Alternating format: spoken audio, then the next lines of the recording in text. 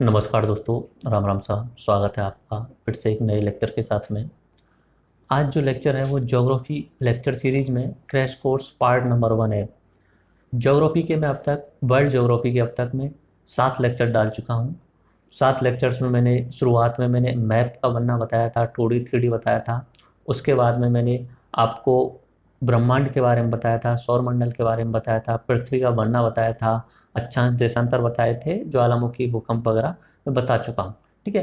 तो अभी one day exam की डिमांड के अनुसार, जो वनडे एग्जाम होता है ऑब्जेक्टिव टाइप में जो सवाल आते हैं उनकी डिमांड के अनुसार मैं क्रैश कोर्स बना रहा हूँ। और ये क्रैश कोर्स का पार्ट नंबर 1 है। इस क्रैश कोर्स का पीडीएफ आपको नीचे डिस्क्रिप्शन में मिल जाएगा, वहाँ से आप पीडीएफ डाउनलोड कर लेना। करीब करीब 60 पेज की ये पीडीएफ है, लेकिन उसमें मैंने चित्र यानी इमेजों का बहुत ज़्यादा उपयोग किया है, तो आपको समझने में बहुत आसानी रहेगी। मैं कोशिश करूंगा आज के लेक्चर में आपको सब कुछ समझ में आ जाए।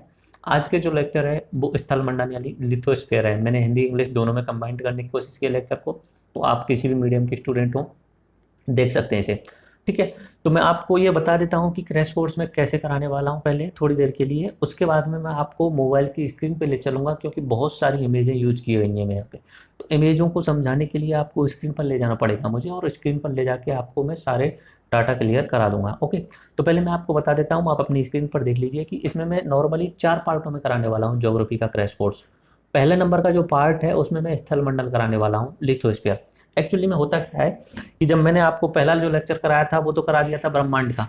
उसके बाद में मैं आपको अपने सौर मंडल के बारे में बताया था। उसके बाद में अपना पृथ्वी पर आ गए थे। भूगोल यानी भू का अध्ययन करना ही होता है, भूगोल है यानी जियो यानी ग्राफी। जियो का मतलब होता है पृथ्वी, ग्राफी यानी अध्ययन करना। तो ओरिजिनली ज्योग्राफी में पृथ्वी का अध्ययन ही किया जाता है।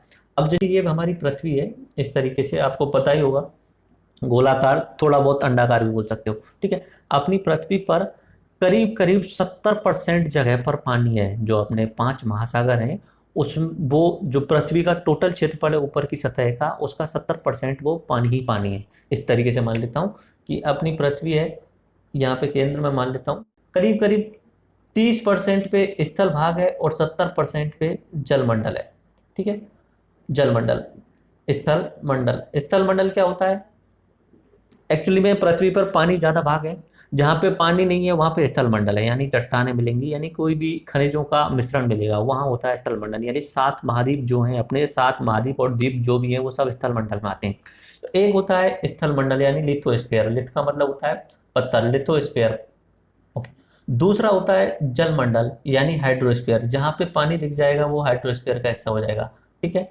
और उसके बाद में एक होता है वायुमंडल।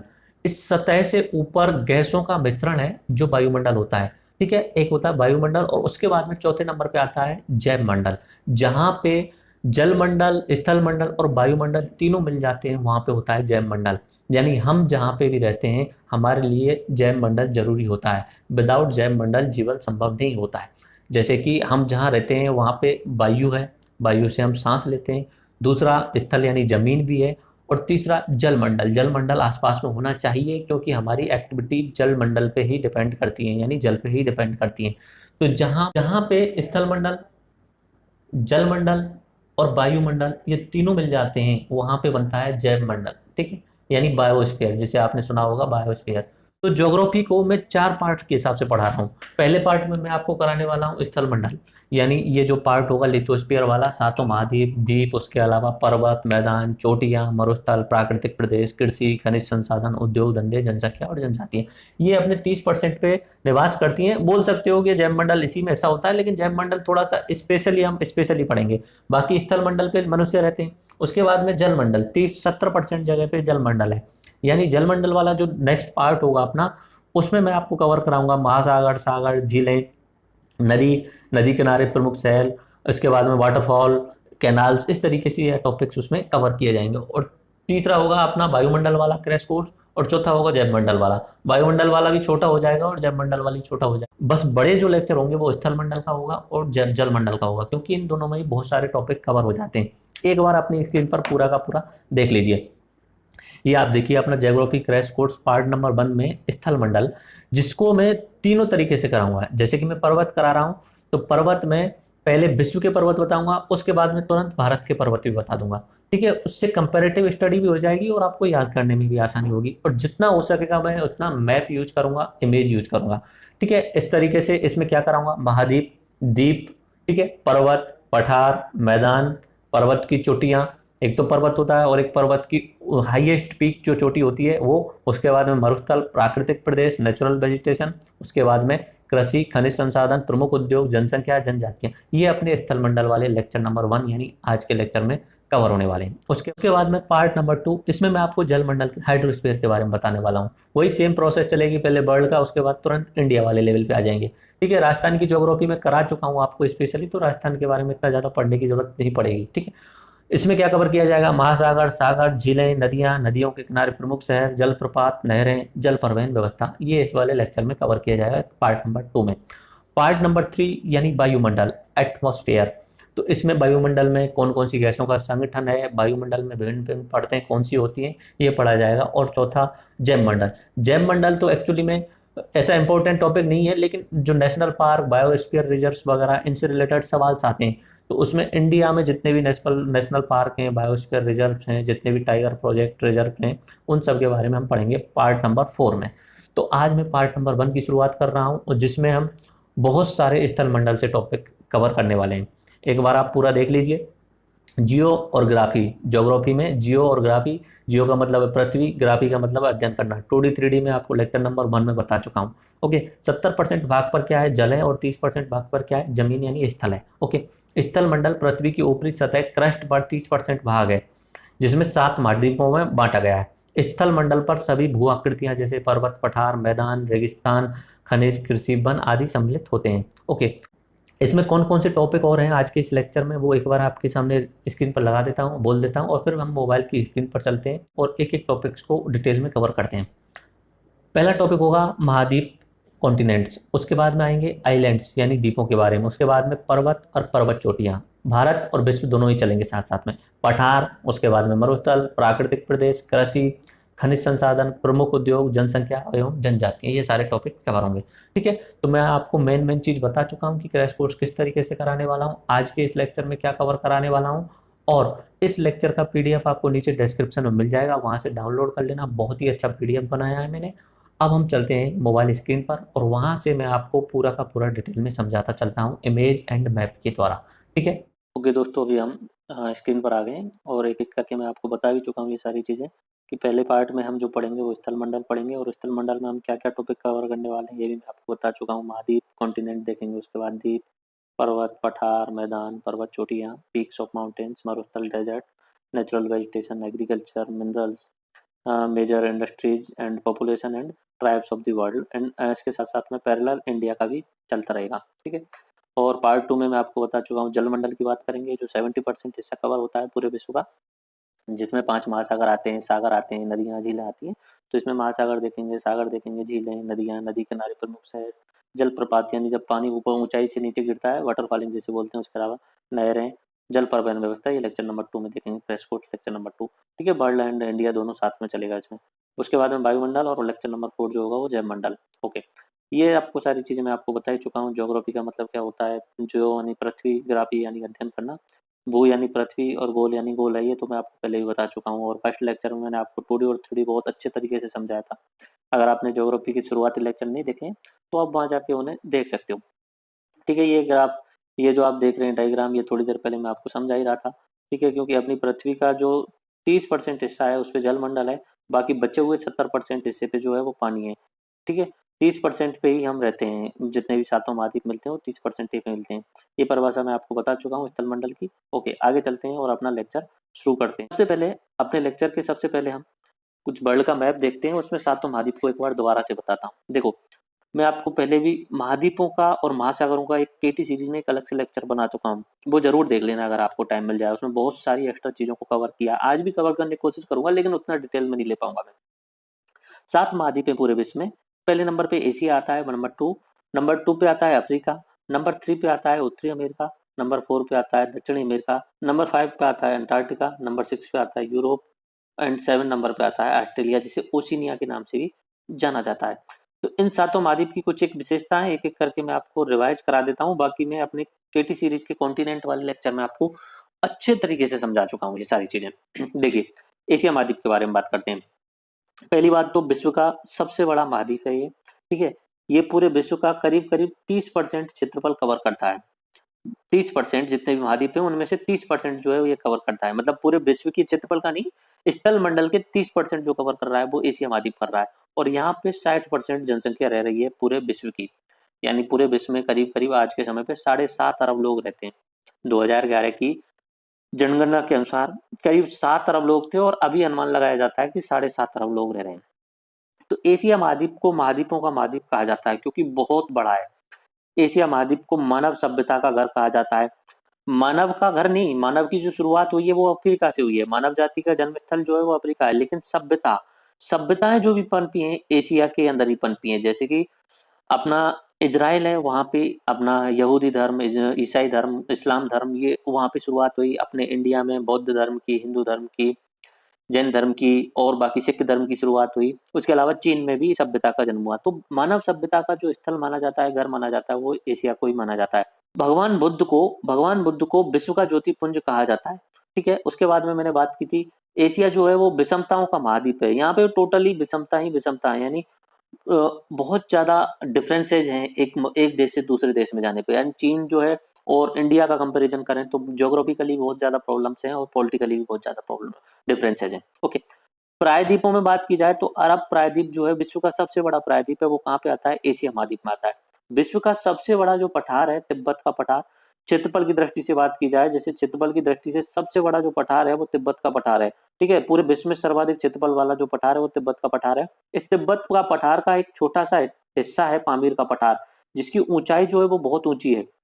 इस तिब्बत के पठार का ही हिस्सा एक पामीर का पठार, जिसकी ऊंचाई अधिक है, तो इस ऊंचाई अधिक होने के कारण इसे विश्व का छत्र कहा जाता है। तो पामीर का पठार जो कि तिब्बत के पठार का ही हिस्सा है, ऊंचाई अधिक होने के कारण उसे विश्व का छत्र कहा जाता है। तो अगर पामीर का पठार ऑप्शन में नहीं दिया हो तो आप तिब्बत के पठार को भी विश्व की छत्र मान सकते हो। सबसे जो गहरी झील है विश्व की वो बेकाल झील है। गहरी यानी जिसके अंदर तक जाने पर गहराई ज्यादा हो, ठीक है, नीचे अंदर तक गहराई ज्यादा हो, तो वो सबसे गहरी जो झील है विश्व की वो बेकाल झील, वो रूस में है और वो एशिया महाद्वीप में आती है। उसके बाद में चीन विश्व का सबसे ज्यादा जनसंख्या वाला देश है। सिंगापुर विश्व में सर्वाधिक जनसंख्या घनत्व वाला देश है। एशिया की सबसे बड़ी नदी जो है वो यांगसी टिकियांग नदी है। मृत सागर जो समुद्र तल से भी नीचाई पर स्थित है, जैसे कि समुद्र तल जो निकाला जाता है वो विश्व में कहीं पे भी ऊंचाई नापने के लिए लिया जाता है समुद्र तल को, ठीक है।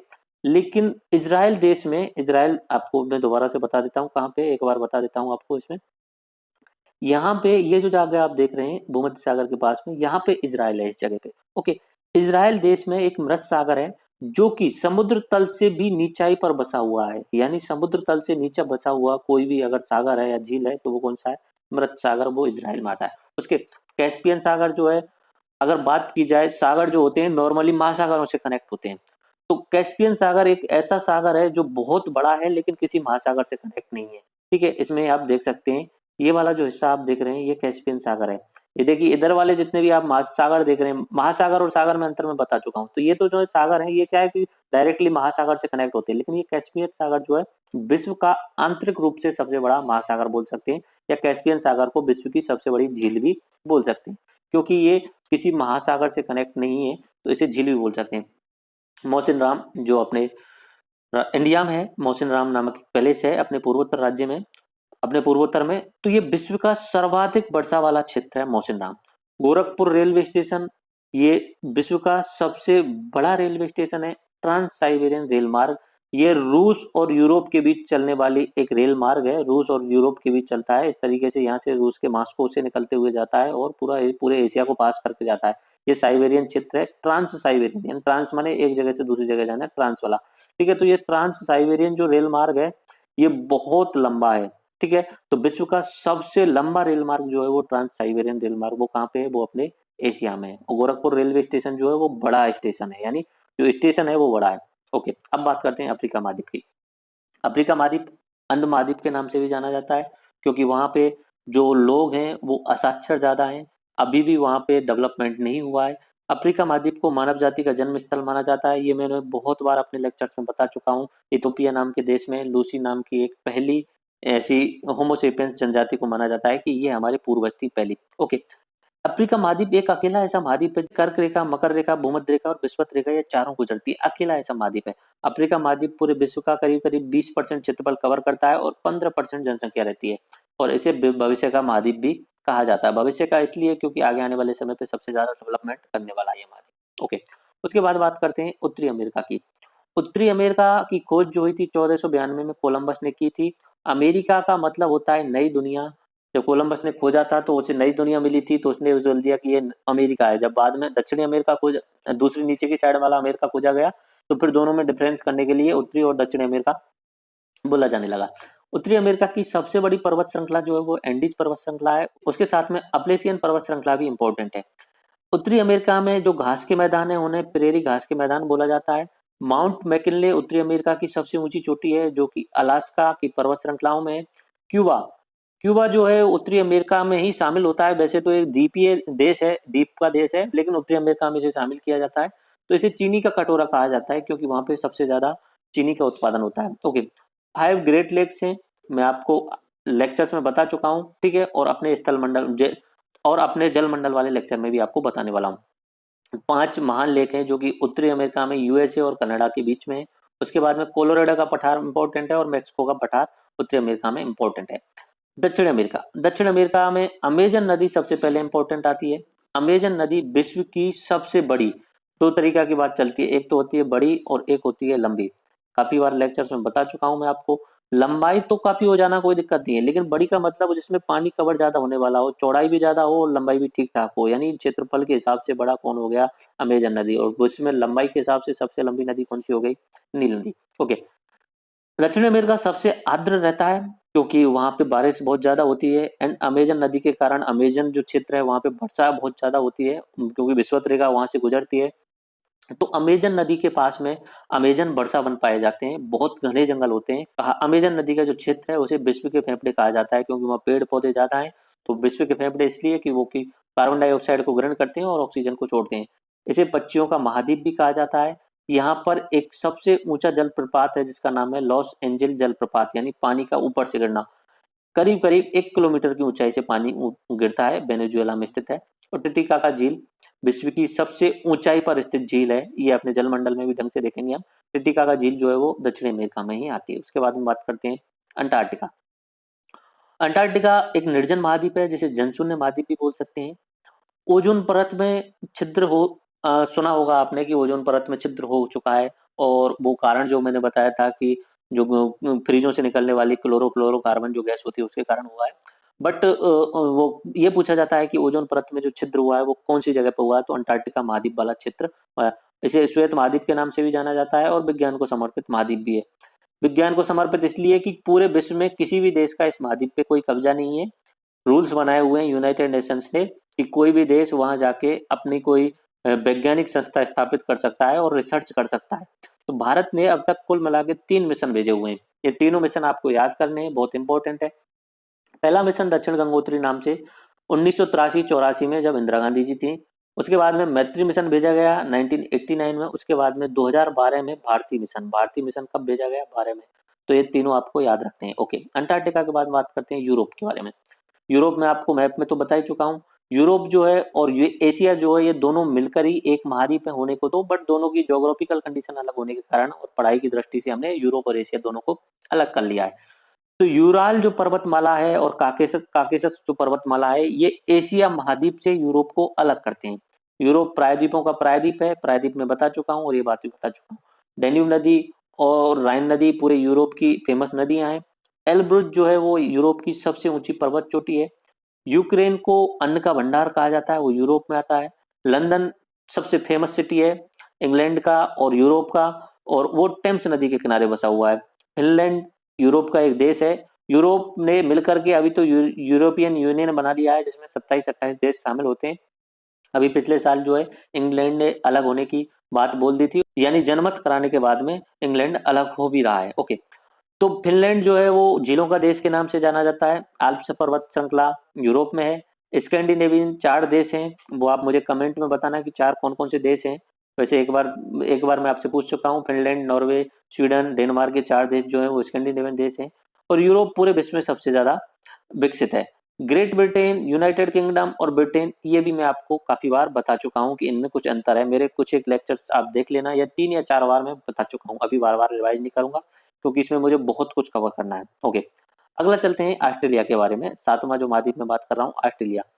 इसे आप कंगारुओं का महाद्वीप के नाम से भी जानते हैं। ये द्वीपीय महाद्वीप है, वैसे चारों तरफ से पानी ही पानी है, द्वीप जैसा है। ओके, द्वीपीय बड़ा महाद्वीप है। उसके बाद में प्यासी भूमि है क्योंकि यहाँ पे रेगिस्तान बहुत ज्यादा है। यहाँ की जो सबसे ऊंची पर्वत चोटी है उसका नाम है कोस्कियुस्को। और ग्रेट बैरियर रीफ कहाँ मिलती है, तो ऑस्ट्रेलिया में मिलती है। उसके बाद कुछ इंपॉर्टेंट फैक्ट बात करते हैं। मंजुली द्वीप, अपना इंडिया में ब्रह्मपुत्र नदी जैसे यहाँ से गुजरती है, तो उस ब्रह्मपुत्र नदी के बीचों बीच में एक द्वीप है इस तरीके से। तो विश्व में नदी के कारण बना हुआ सबसे बड़ा द्वीप जो है वो अपने मंजुली द्वीप है, वो असम में है। और ब्रह्मपुत्र नदी जिसे चीन में सांगपो नदी के नाम से जाना जाता है। ठीक है, सेनकाकू द्वीप, चीन और जापान के बीच विवाद बना हुआ है सेनकाकू द्वीप। अभी नीचे मैप आने वाले हैं, उनमें बताने वाला हूँ। कुछ एक इंपॉर्टेंट फैक्ट्स हैं, बस ये देख लो। उक्रेन की राजधानी आपको याद रखनी है, कीवी।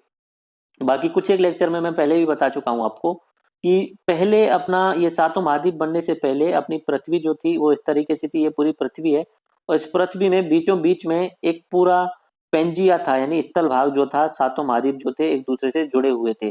सातों महाद्वीप जो है वो एक दूसरे से जुड़े हुए हैं, तो इसे बोला जाता था पेंजिया। और इसके चारों तरफ जो था वो पानी ही पानी था, और इसे बोला जाता था पेंथालासा। उसके बाद में ये अलग होके नीचे की साइड में और ऊपर की साइड में चले गए। नीचे वाले हिस्से को गोंडवाना लैंड, ऊपर वाले हिस्से को अंगारा लैंड के नाम से जाना जाता है।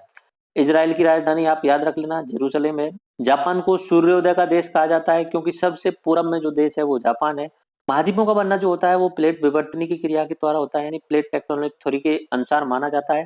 ठीक है, ये मैं अपने लेक्चर्स में थोड़ा बहुत तो बता चुका हूँ कि अपनी पृथ्वी है इस तरीके से। पृथ्वी की आंतरिक संरचना पे मैंने बताया था कि पहली जो होती है वो क्रस्ट होती है, उसके बाद में जो दूसरा होता है मेंटल होता है जिसमें लावा होता है।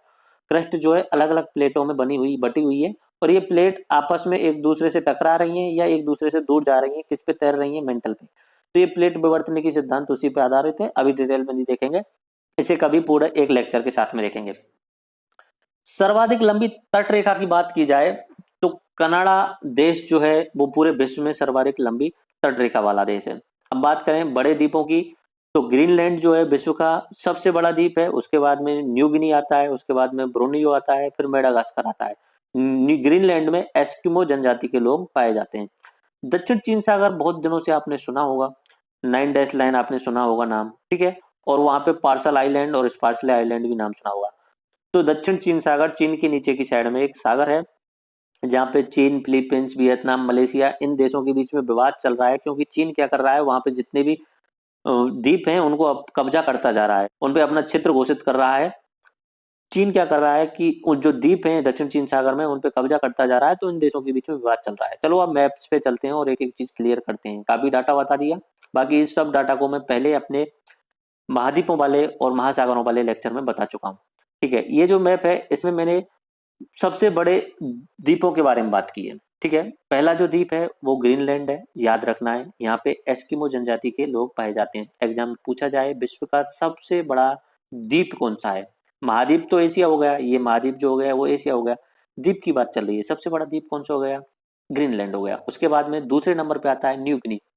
एक्चुअली में थोड़ा सा मैं इसे इंक्रीज कर देता हूँ, इस तरीके से जूम आउट कर देता हूँ। ये जो क्षेत्र आप देख रहे हैं पपुआ न्यू गिनी वाला क्षेत्र है, इसमें ये जो पूरा का पूरा महाद्वीप है इसे न्यू गिनी द्वीप के नाम से जाना जाता है। तो क्षेत्रफल के हिसाब से नंबर 2 पे कौन सा हो गया, ये हो गया न्यू गिनी। इधर की साइड में मलेशिया के पास में ही एक ब्रुनोई करके एक देश है, ब्रोनियो करके एक, ब्रुनोई तो देश है, छोटा सा हिस्सा है इसका ही, लेकिन ब्रोनियो नाम से एक द्वीप है। तो ये ब्रोनियो जो द्वीप है इसमें 3 अलग अलग देश बनते हैं, बट उस पर ध्यान नहीं देना। तीसरे नंबर पे द्वीप जो आता है वो आता है ब्रोनियो। उसके बाद में चौथे नंबर पे जो आता है मेडागास्कर। इधर देखिए अफ्रीका के पास में जो चौथे नंबर पे आ रहा है वो मेडागास्कर। तो आप क्रम याद रखना, एक बार फिर मैं आपको बताता हूँ। पहले नंबर पे ग्रीनलैंड बताया, ठीक है, उसके बाद में दूसरे नंबर पे न्यू गिनी बताया, ठीक है, तीसरे नंबर पे मैंने आपको ब्रोनियो बताया, और चौथे नंबर पे आपको मेडागास्कर बताया। तो 4 द्वीप जो है वो क्रम संख्या के हिसाब से आप याद रख लेना। अब मैं आपको मैप में 9 डैश लाइन बारे में बता देता हूँ। ठीक है, देखिए ये मैप है, ये आप मैप में एक बार पहले तो मैं आपको बता देता हूँ लोकेशंस कहाँ कहाँ के पे क्या क्या लगा हुआ है। ये चीन है, पूरा का पूरा आपको दिख रहा होगा, ये चीन है। ओके, चीन के पास में ये दूसरा देश है वियतनाम करके। ओके, यहाँ पे ये समुद्र, ये ताइवान देश है, इधर की साइड में फिलीपींस है, ये समुद्र है, ये पूरा का पूरा हिस्सा। रूल्स बनाए हुए हैं यूनाइटेड नेशंस ने कि समुद्र के अंदर 9 नॉटिकल माइल का जो क्षेत्र होता है, 9 मील का जो क्षेत्र होता है, वो उसी देश का होता है। उससे बाहर का जो क्षेत्र होता है उस वो पूरे विश्व का होता है, उस पर किसी का कब्जा नहीं होता। ठीक है। तो अब चीन क्या कर रहा है, यहाँ पे कुछ द्वीप हैं, देखो यहाँ पे ये दक्षिण चीन सागर है, साउथ चाइना से नीचे की साइड में ये चीन है। इस चीन की नीचे की साइड में ये सागर है, नीचे की साइड में यहाँ पे थोड़ा सा मैप में ब्लू नहीं दिख रहा, पानी ब्लू होना चाहिए, तो कोई दिक्कत नहीं है। तो ये जो सागर है इसमें कोई 2-3 इंपॉर्टेंट द्वीप हैं, एक तो पार्सले आइलैंड है, उसके अलावा स्पार्टली आइलैंड है। चीन ने 9 डैश लाइन बना ली है कि इस तरीके से 9 डैश, एक करके इस तरीके से 1 2 3 4 5 6 7 8 9, ये 9 डैश लाइन के अंदर जो भी आ रहा है चीन बोल रहा है कि ये सब हमारा है। और चीन क्या कर रहा है, छोटे छोटे कृत्रिम द्वीप बना रहा है। अब कृत्रिम द्वीप बनाने से क्या बोलते हैं, क्या हो जाता है कि यहाँ पे कृत्रिम द्वीप पे चीन का कब्जा हो गया, तो इसके आसपास का जो क्षेत्र हो गया वो भी चीन का हो गया। तो चीन इस पूरे दक्षिण चीन सागर में छोटे छोटे द्वीप समूह बनाता जा रहा है और इन पार्सले आइलैंड और स्पार्सले आइलैंड पे इन्होंने कब्जा कर लिया है। अब बाकी जो देश हैं, फिलीपींस वगैरह, वियतनाम, मलेशिया, ये सब इसका विरोध कर रहे हैं क्योंकि इनके पास में भी है ये। पहले तो किसी देश के कब्जे में थे नहीं, अभी चीन इन पे कब्जा कर रहा है, तो इस पे विवाद चलता रहता है। तो याद रखना, साउथ चाइना सी में जो इंपॉर्टेंट आइलैंड यानी द्वीप, आइलैंड हिंदी में द्वीप बोलते हैं, Paracel island and Spratly island, okay, ये दो बहुत ज्यादा इंपॉर्टेंट है। चीन की 9 डैश रेखा रेखा जो है वो भी इंपॉर्टेंट है। कौन से सागर में आ रही है, दक्षिण चीन सागर में आ रही है। कौन कौन से देश शामिल हो रहे हैं इसमें, नॉर्मली जो विवाद है इसमें चीन तो है ही, चीन के साथ में वियतनाम है, मलेशिया भी है और फिलीपींस है, ये देश इसमें शामिल हो रहे हैं। ओके, उसके बाद में जापान भी और ताइवान भी आ जाते हैं। जापान के साथ में मैंने बताया था सेनकाकू आइलैंड पे, वहां पे विवाद चल रहा है। ओके, अब बात करते हैं विश्व की सबसे बड़ी पर्वत श्रृंखलाओं के बारे में और विश्व की सबसे ऊंची पर्वत चोटियों के बारे में। ठीक है, बट वहां पहुंचने से पहले मैं आपको कुछ इंपॉर्टेंट बात बताता हूँ। 3-4 शब्द आते हैं, पर्वत आता है, पठार आता है, मैदान आता है और एक शब्द आता है पर्वत चोटी। ओके, ये चारों शब्द हैं, इन पे हम बात करते हैं। शुरू करता हूं मैं पर्वत से। पर्वत नॉर्मली हमेशा श्रृंखलाओं में होता है, पहले भी लेक्चर में बताता हूँ, इस तरीके से ऊपर चढ़ता है, नीचे आ जाते हैं, एक के बाद दूसरी पहाड़ी, तीसरी पहाड़ी, चौथी पहाड़ी, ये पर्वतों के हिस्से में पहाड़ियां होती हैं और एक के बाद में श्रृंखलाओं में पर्वत होता है। ओके। पठार जो होता है नॉर्मली क्या होता है कि एक स्लोप जो होता है कम होता है, इस तरीके से धीरे धीरे स्लोप होता है, जिसमें मतलब ऊंचाई एकदम नहीं होती, तिरछापन नहीं होता उसमें, इस तरीके से होता है थोड़ा साइलेंटली। उसके बाद में वो पठार जो होता है वो समतल हो जाता है, उसके बाद में नीचे की तरफ आ जाता है। पर्वतों की ऊंचाई 1 किलोमीटर या 1 किलोमीटर से ज्यादा होती है। पठार जो होते हैं वो 500 मीटर 600 मीटर से ही कम होते हैं। ठीक है, 500 मीटर 600 मीटर से कम होते हैं। मैदान जो होते हैं वो समतल होते हैं, बिल्कुल ही फ्लैट होते हैं और सबसे ज्यादा लोग मैदान में ही रहते हैं। नदियां जब पहाड़ों से और पर्वतों से उतर के आती हैं तो वो अपने साथ में कटाव के कारण मिट्टी लेके आती हैं और मैदानों में जमाती जाती हैं, तो उससे मैदानों का निर्माण हो जाता है। अब चोटी क्या होती है, पर्वत चोटी। पर्वत में और पर्वत चोटी में क्या अंतर हुआ कि जैसे कि मैंने आपको अभी बताया कि बहुत एक पर्वत श्रृंखला है इस तरीके से। ओके, इस तरीके से कोई पर्वत श्रृंखला है, एक के बाद में एक, इस तरीके से छोटे छोटे पर्वत आते रहते हैं। उनमें कोई ना कोई पर्वत ऐसा होगा जो सबसे ऊंचा होगा। इस पूरी पर्वत श्रृंखला में आपको ये वाला जो दिख रहा है, ये वाला हिस्सा, ये सबसे ऊंचा है। तो इस पूरी पर्वत श्रृंखला में सबसे ऊंची चोटी कौन सी हो गई, ये, इसका कोई स्पेशल नाम होगा। जैसे कि हिमालय में, हिमालय बहुत लंबी पर्वत श्रृंखला है, उसमें माउंट एवरेस्ट सबसे ऊंची चोटी है। तो दोनों ही चीज आपको याद रखनी पड़ती है। ओके, एक एक महाद्वीप का देखते हैं और हम याद करने की कोशिश करते हैं, मैप में भी बताऊंगा इसे। एशिया महाद्वीप से शुरू करता हूँ।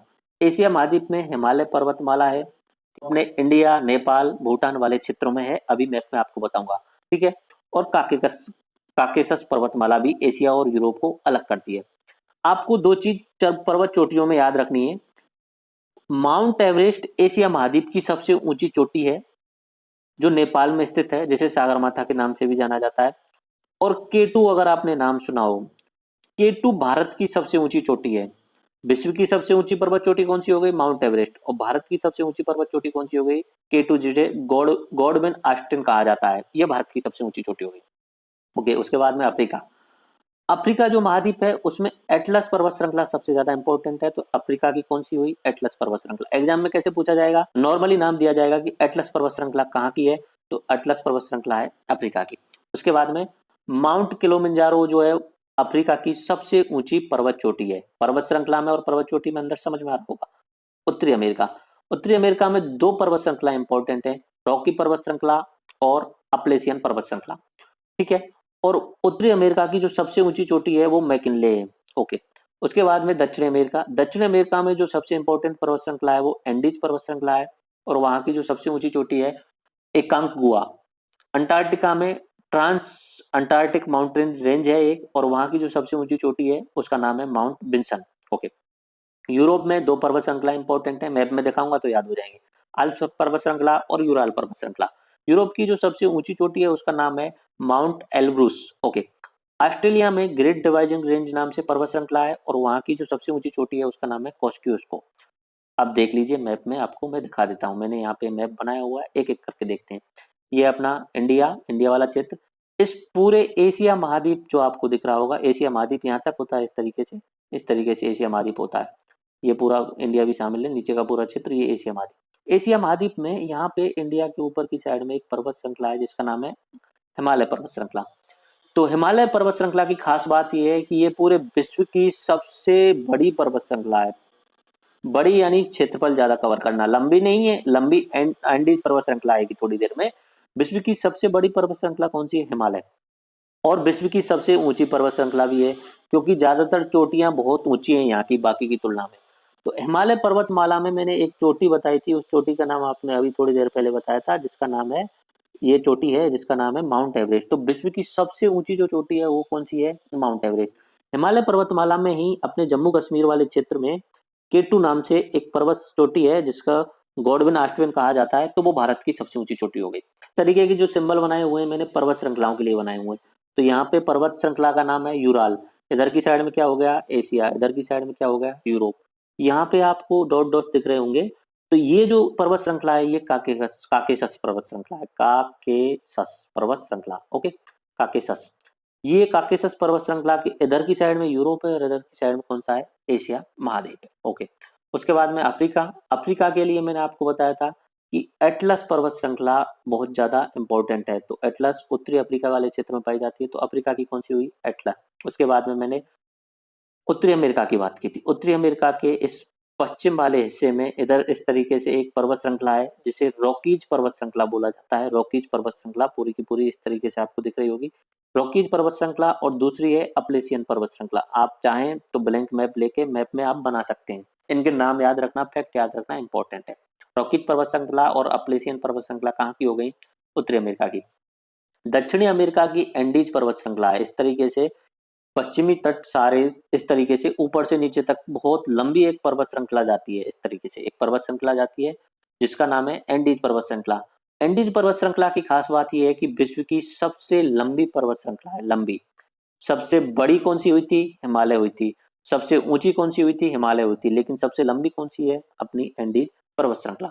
उसके बाद में मैंने ये अपना अंटार्कटिका का तो मैंने बात किया था, ट्रांस ट्रांस अंटार्कटिक रेंज। और ऑस्ट्रेलिया का इस साइड में इस तरीके से पूर्व वाले क्षेत्र में ग्रेट डिवाइडिंग रेंज नाम से एक पर्वत श्रृंखला है। ठीक है, तो ऑस्ट्रेलिया की जो फेमस पर्वत श्रृंखला है उसका नाम क्या है? Great dividing range.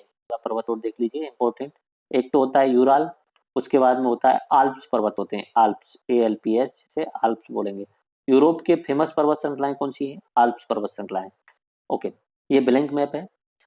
यहाँ पे जो पर्वत श्रृंखला है जिसका नाम है हिमालय पर्वत श्रृंखला, सबसे ऊंची चोटी माउंट एवरेस्ट, ये सबसे बड़ी है और सबसे ऊंची है। यहाँ पे इस जगह पे एक पर्वत श्रृंखला है जिसका नाम है यूराल पर्वत श्रृंखला, और इस जगह पे एक पर्वत श्रृंखला है छोटी सी, उसका नाम है काकेशस पर्वत श्रृंखला। अफ्रीका की सबसे इंपॉर्टेंट पर्वत श्रृंखला का नाम बताया था एटलस। उत्तरी अमेरिका की एक पर्वत श्रृंखला बताई थी मैंने जिसका नाम बताया था रॉकीज, और इधर की साइड में मैंने बताया था अपलेशियन पर्वत श्रृंखला। ओके, दक्षिण अमेरिका की मैंने आपको बताई थी इस जगह पे करके एक पूरी लंबी सी जाती है रेंज, उसका नाम बताया था एंडीज। और यूरोप की और स्पेशल बताई थी उसका नाम बताया था आल्प्स पर्वत श्रृंखला। उसके बाद में ऑस्ट्रेलिया की बताई थी उसका नाम बताया था ग्रेट डिवाइडिंग रेंज, तो आपने मैप में पढ़ लिया होगा। अब सबसे ऊंची चोटियों को देख लेते हैं। चोटियों को याद रखना कि जरूरी नहीं है कि चोटी सबसे ऊंची उसी पर्वत श्रृंखला में हो जो फेमस है। जरूरी नहीं है कि उत्तरी अमेरिका की जो ऊंची चोटी है वो रॉकीज में ही हो। ठीक है, देखिए एक एक करके समझते हैं। अपने एशिया में जो सबसे ऊंची चोटी है माउंट एवरेस्ट है, और ये विश्व की भी सबसे ऊंची चोटी है। पहले नंबर पे बात हुई। उसके बाद में मैंने अफ्रीका में आपको एटलस पर्वत श्रृंखला बताई थी।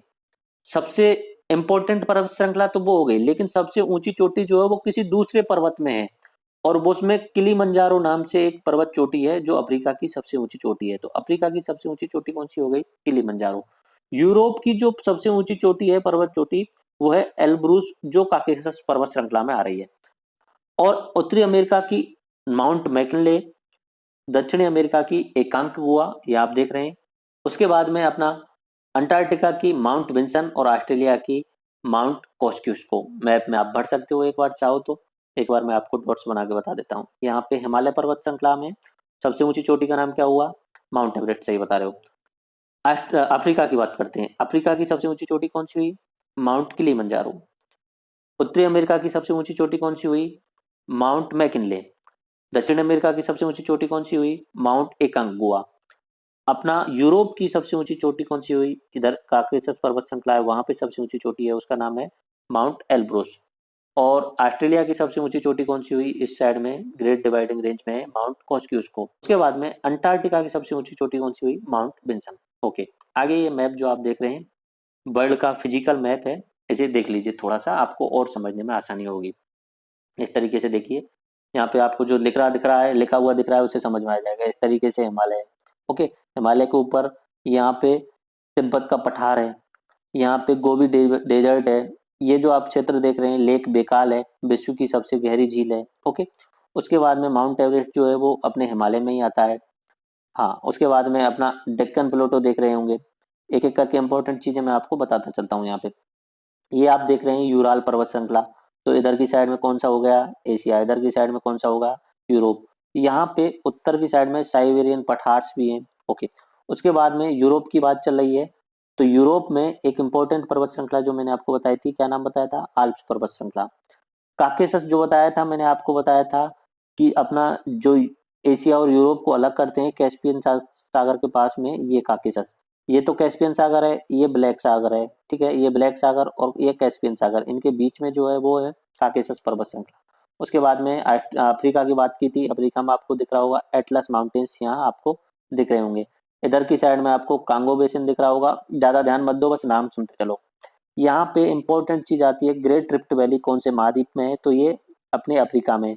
यानी कि इस जगह से ये अपना एक टुकड़ा अलग हो रहा है, धीरे धीरे इन दोनों के बीच में दूरी बढ़ रही है, यानी नीचे प्लेट विवर्तन की सिद्धांत काम कर रहा है। इधर इथोपियन के ऊंचे वाले क्षेत्र हैं, इथोपियन हाईलैंड बोला जाता है। ठीक है, यहाँ पे लेक विक्टोरिया है, फेमस लेक है अफ्रीका की। उसके बाद में मैंने आपको बात की थी इधर की साइड में उत्तरी अमेरिका में। ठीक है, ये रॉकी पर्वत श्रृंखला आपको दिख रही होगी। उसके बाद में अपलेशियन पर्वत श्रृंखला मैंने आपको बताई थी।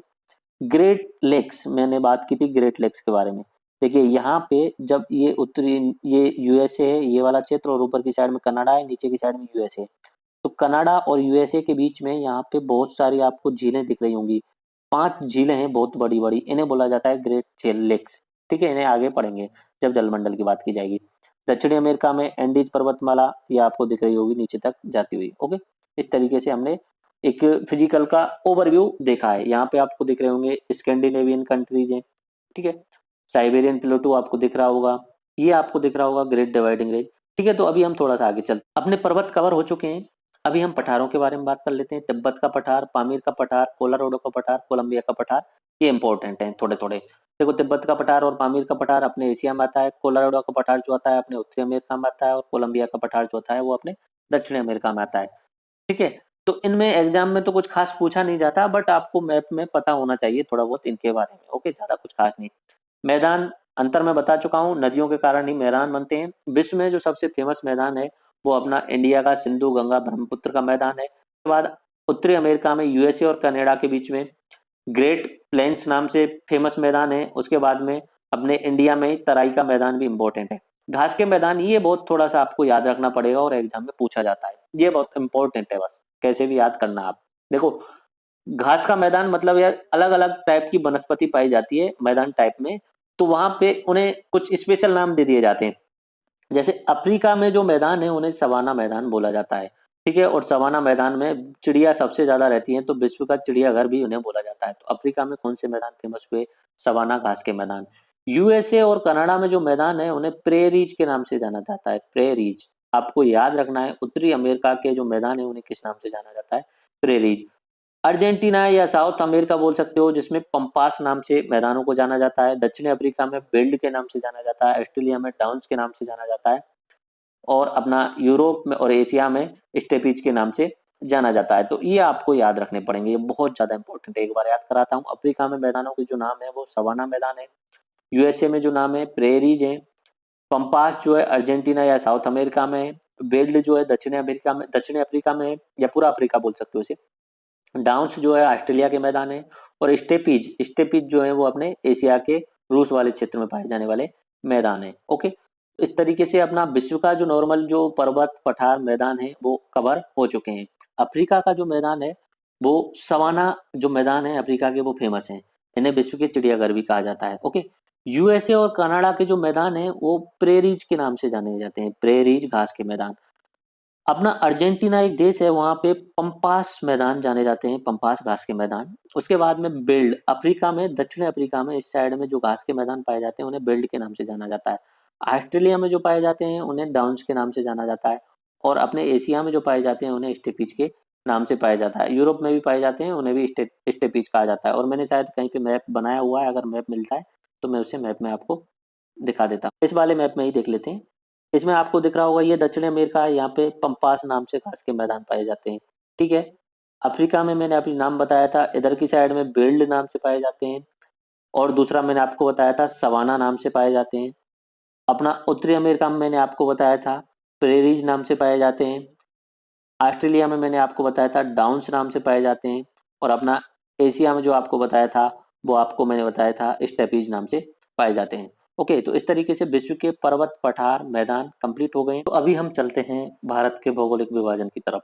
देखो, भौगोलिक विभाजन और राजनीतिक विभाजन में आपको 2 या 3 बार बता चुका हूँ। एक होता है भौगोलिक विभाजन और एक होता है राजनीतिक विभाजन। राजनीतिक जो होता है वो मनुष्यों के द्वारा किया जाता है, कि जैसे हमारे भारत को 29 राज्यों में और 7 केंद्र शासित प्रदेशों में बांटा गया है। भौगोलिक विभाजन का मतलब होता है कि भगवान ने उस देश की कंडीशंस को कैसे बनाया है, तो वो भौगोलिक विभाजन होता है। भौगोलिक विभाजन कहीं पे पर्वत हो सकते हैं, कहीं पे पठार, कहीं पे मैदान, कहीं पे नदियां हो सकती हैं, तो वो भौगोलिक विभाजन में आता है। तो अभी ज्योग्राफी की बात चल रही है तो उसमें हम भारत का भौगोलिक विभाजन देखेंगे।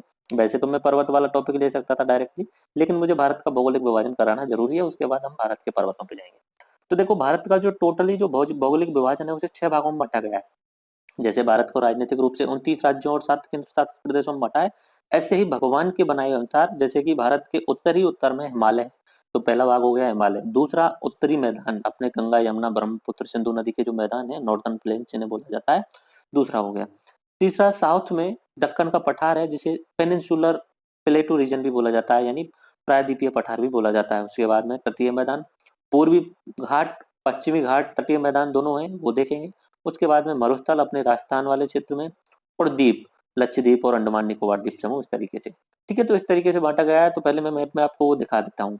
पूरा ये मैप आपके सामने मैंने बनाया हुआ है, इसमें आपको दिखाता हूँ किस किस तरीके से कौन कौन सा रीजन है। देखो, भारत के उत्तर में यहाँ पे पूरा का पूरा इस तरीके से हिमालय की पर्वत श्रृंखला चल रही है, और यहाँ पे बलित हो जाती है, होल्ड हो जाती है, इधर की साइड में मुड़ जाती है।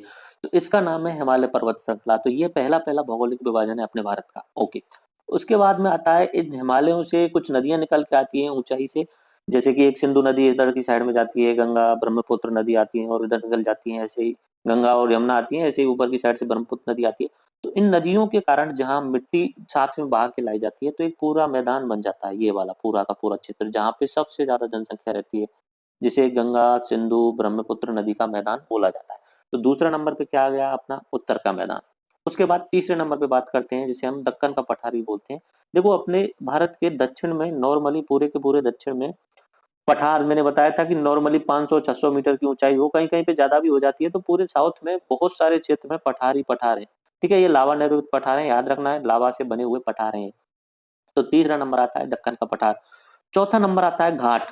कुछ घाट हैं, जैसे कि इधर की साइड में देखो, यहाँ से नदियां निकल के जाती हैं, तो इन नदियों के कारण इस साइड में मैदान बन जाता है, और यहाँ से नदियां निकल के आ रही हैं, महानदी, गोदावरी, कृष्णा, तुंगभद्रा, इनके कारण इधर की साइड में ये वाला जो क्षेत्र है, इधर भी मैदान बन जाता है। तो इसे बोलते हैं पूर्वी घाट मैदान, इधर बोलेंगे पश्चिमी घाट मैदान। दिशा से पता चल रहा होगा, इधर पूरब है। और घाट तो क्या होता है, घाट का मतलब होता है जब पानी और स्थल भाग जहाँ मिलते होंगे। घाट तो आप जानते होंगे, जब भी कहीं नहाने जाते हो तो घाट होता है वहां पे। घाट का मतलब क्या होता है, पानी और स्थल जहाँ पे मिल रहे हैं वो घाट होता है। तो यहाँ पे जल है और यहाँ पे स्थल है, तो घाट बोल दिया। कौन सी दिशा है? पूर्वी, तो इधर की साइड में पूर्वी घाट मैदान, इधर की साइड में पश्चिमी घाट मैदान। ये कौन सा हो गया? चौथे नंबर का। पांचवा नंबर अपने राजस्थान में और थोड़ा बहुत पाकिस्तान की साइड में, पंजाब में भी आता है थोड़ा बहुत, सब थोड़ा बहुत गुजरात में भी आता है।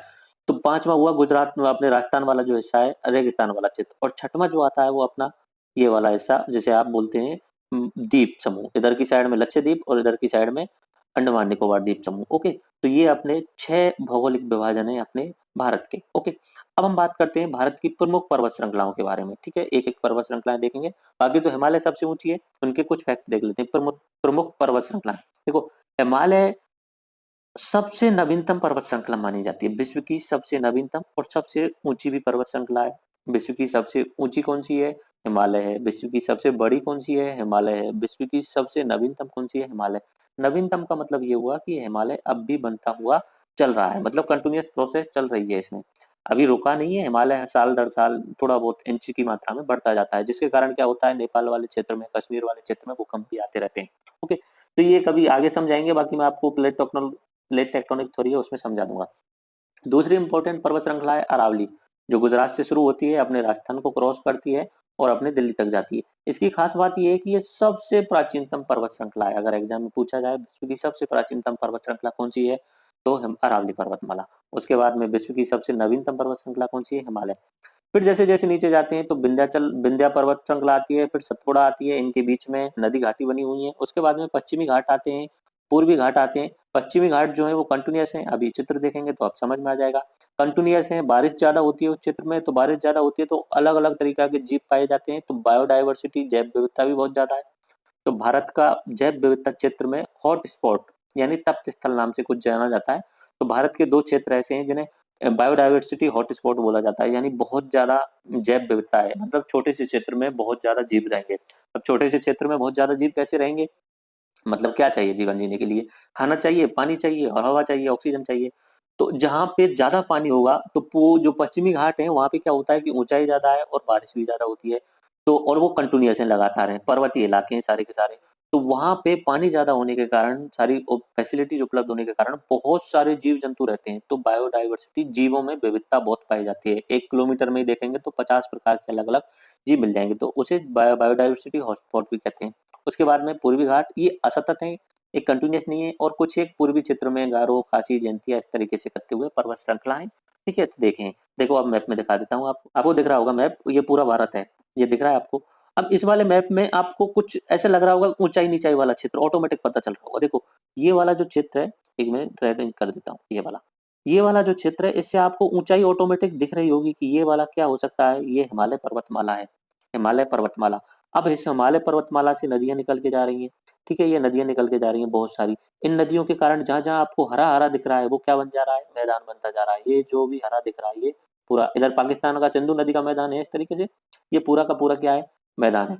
तो ये कौन सा हो गया, दूसरा नंबर वाला। पहला नंबर वाला क्या बताया, हिमालय। दूसरा वाला क्या हो गया, उत्तर का मैदान।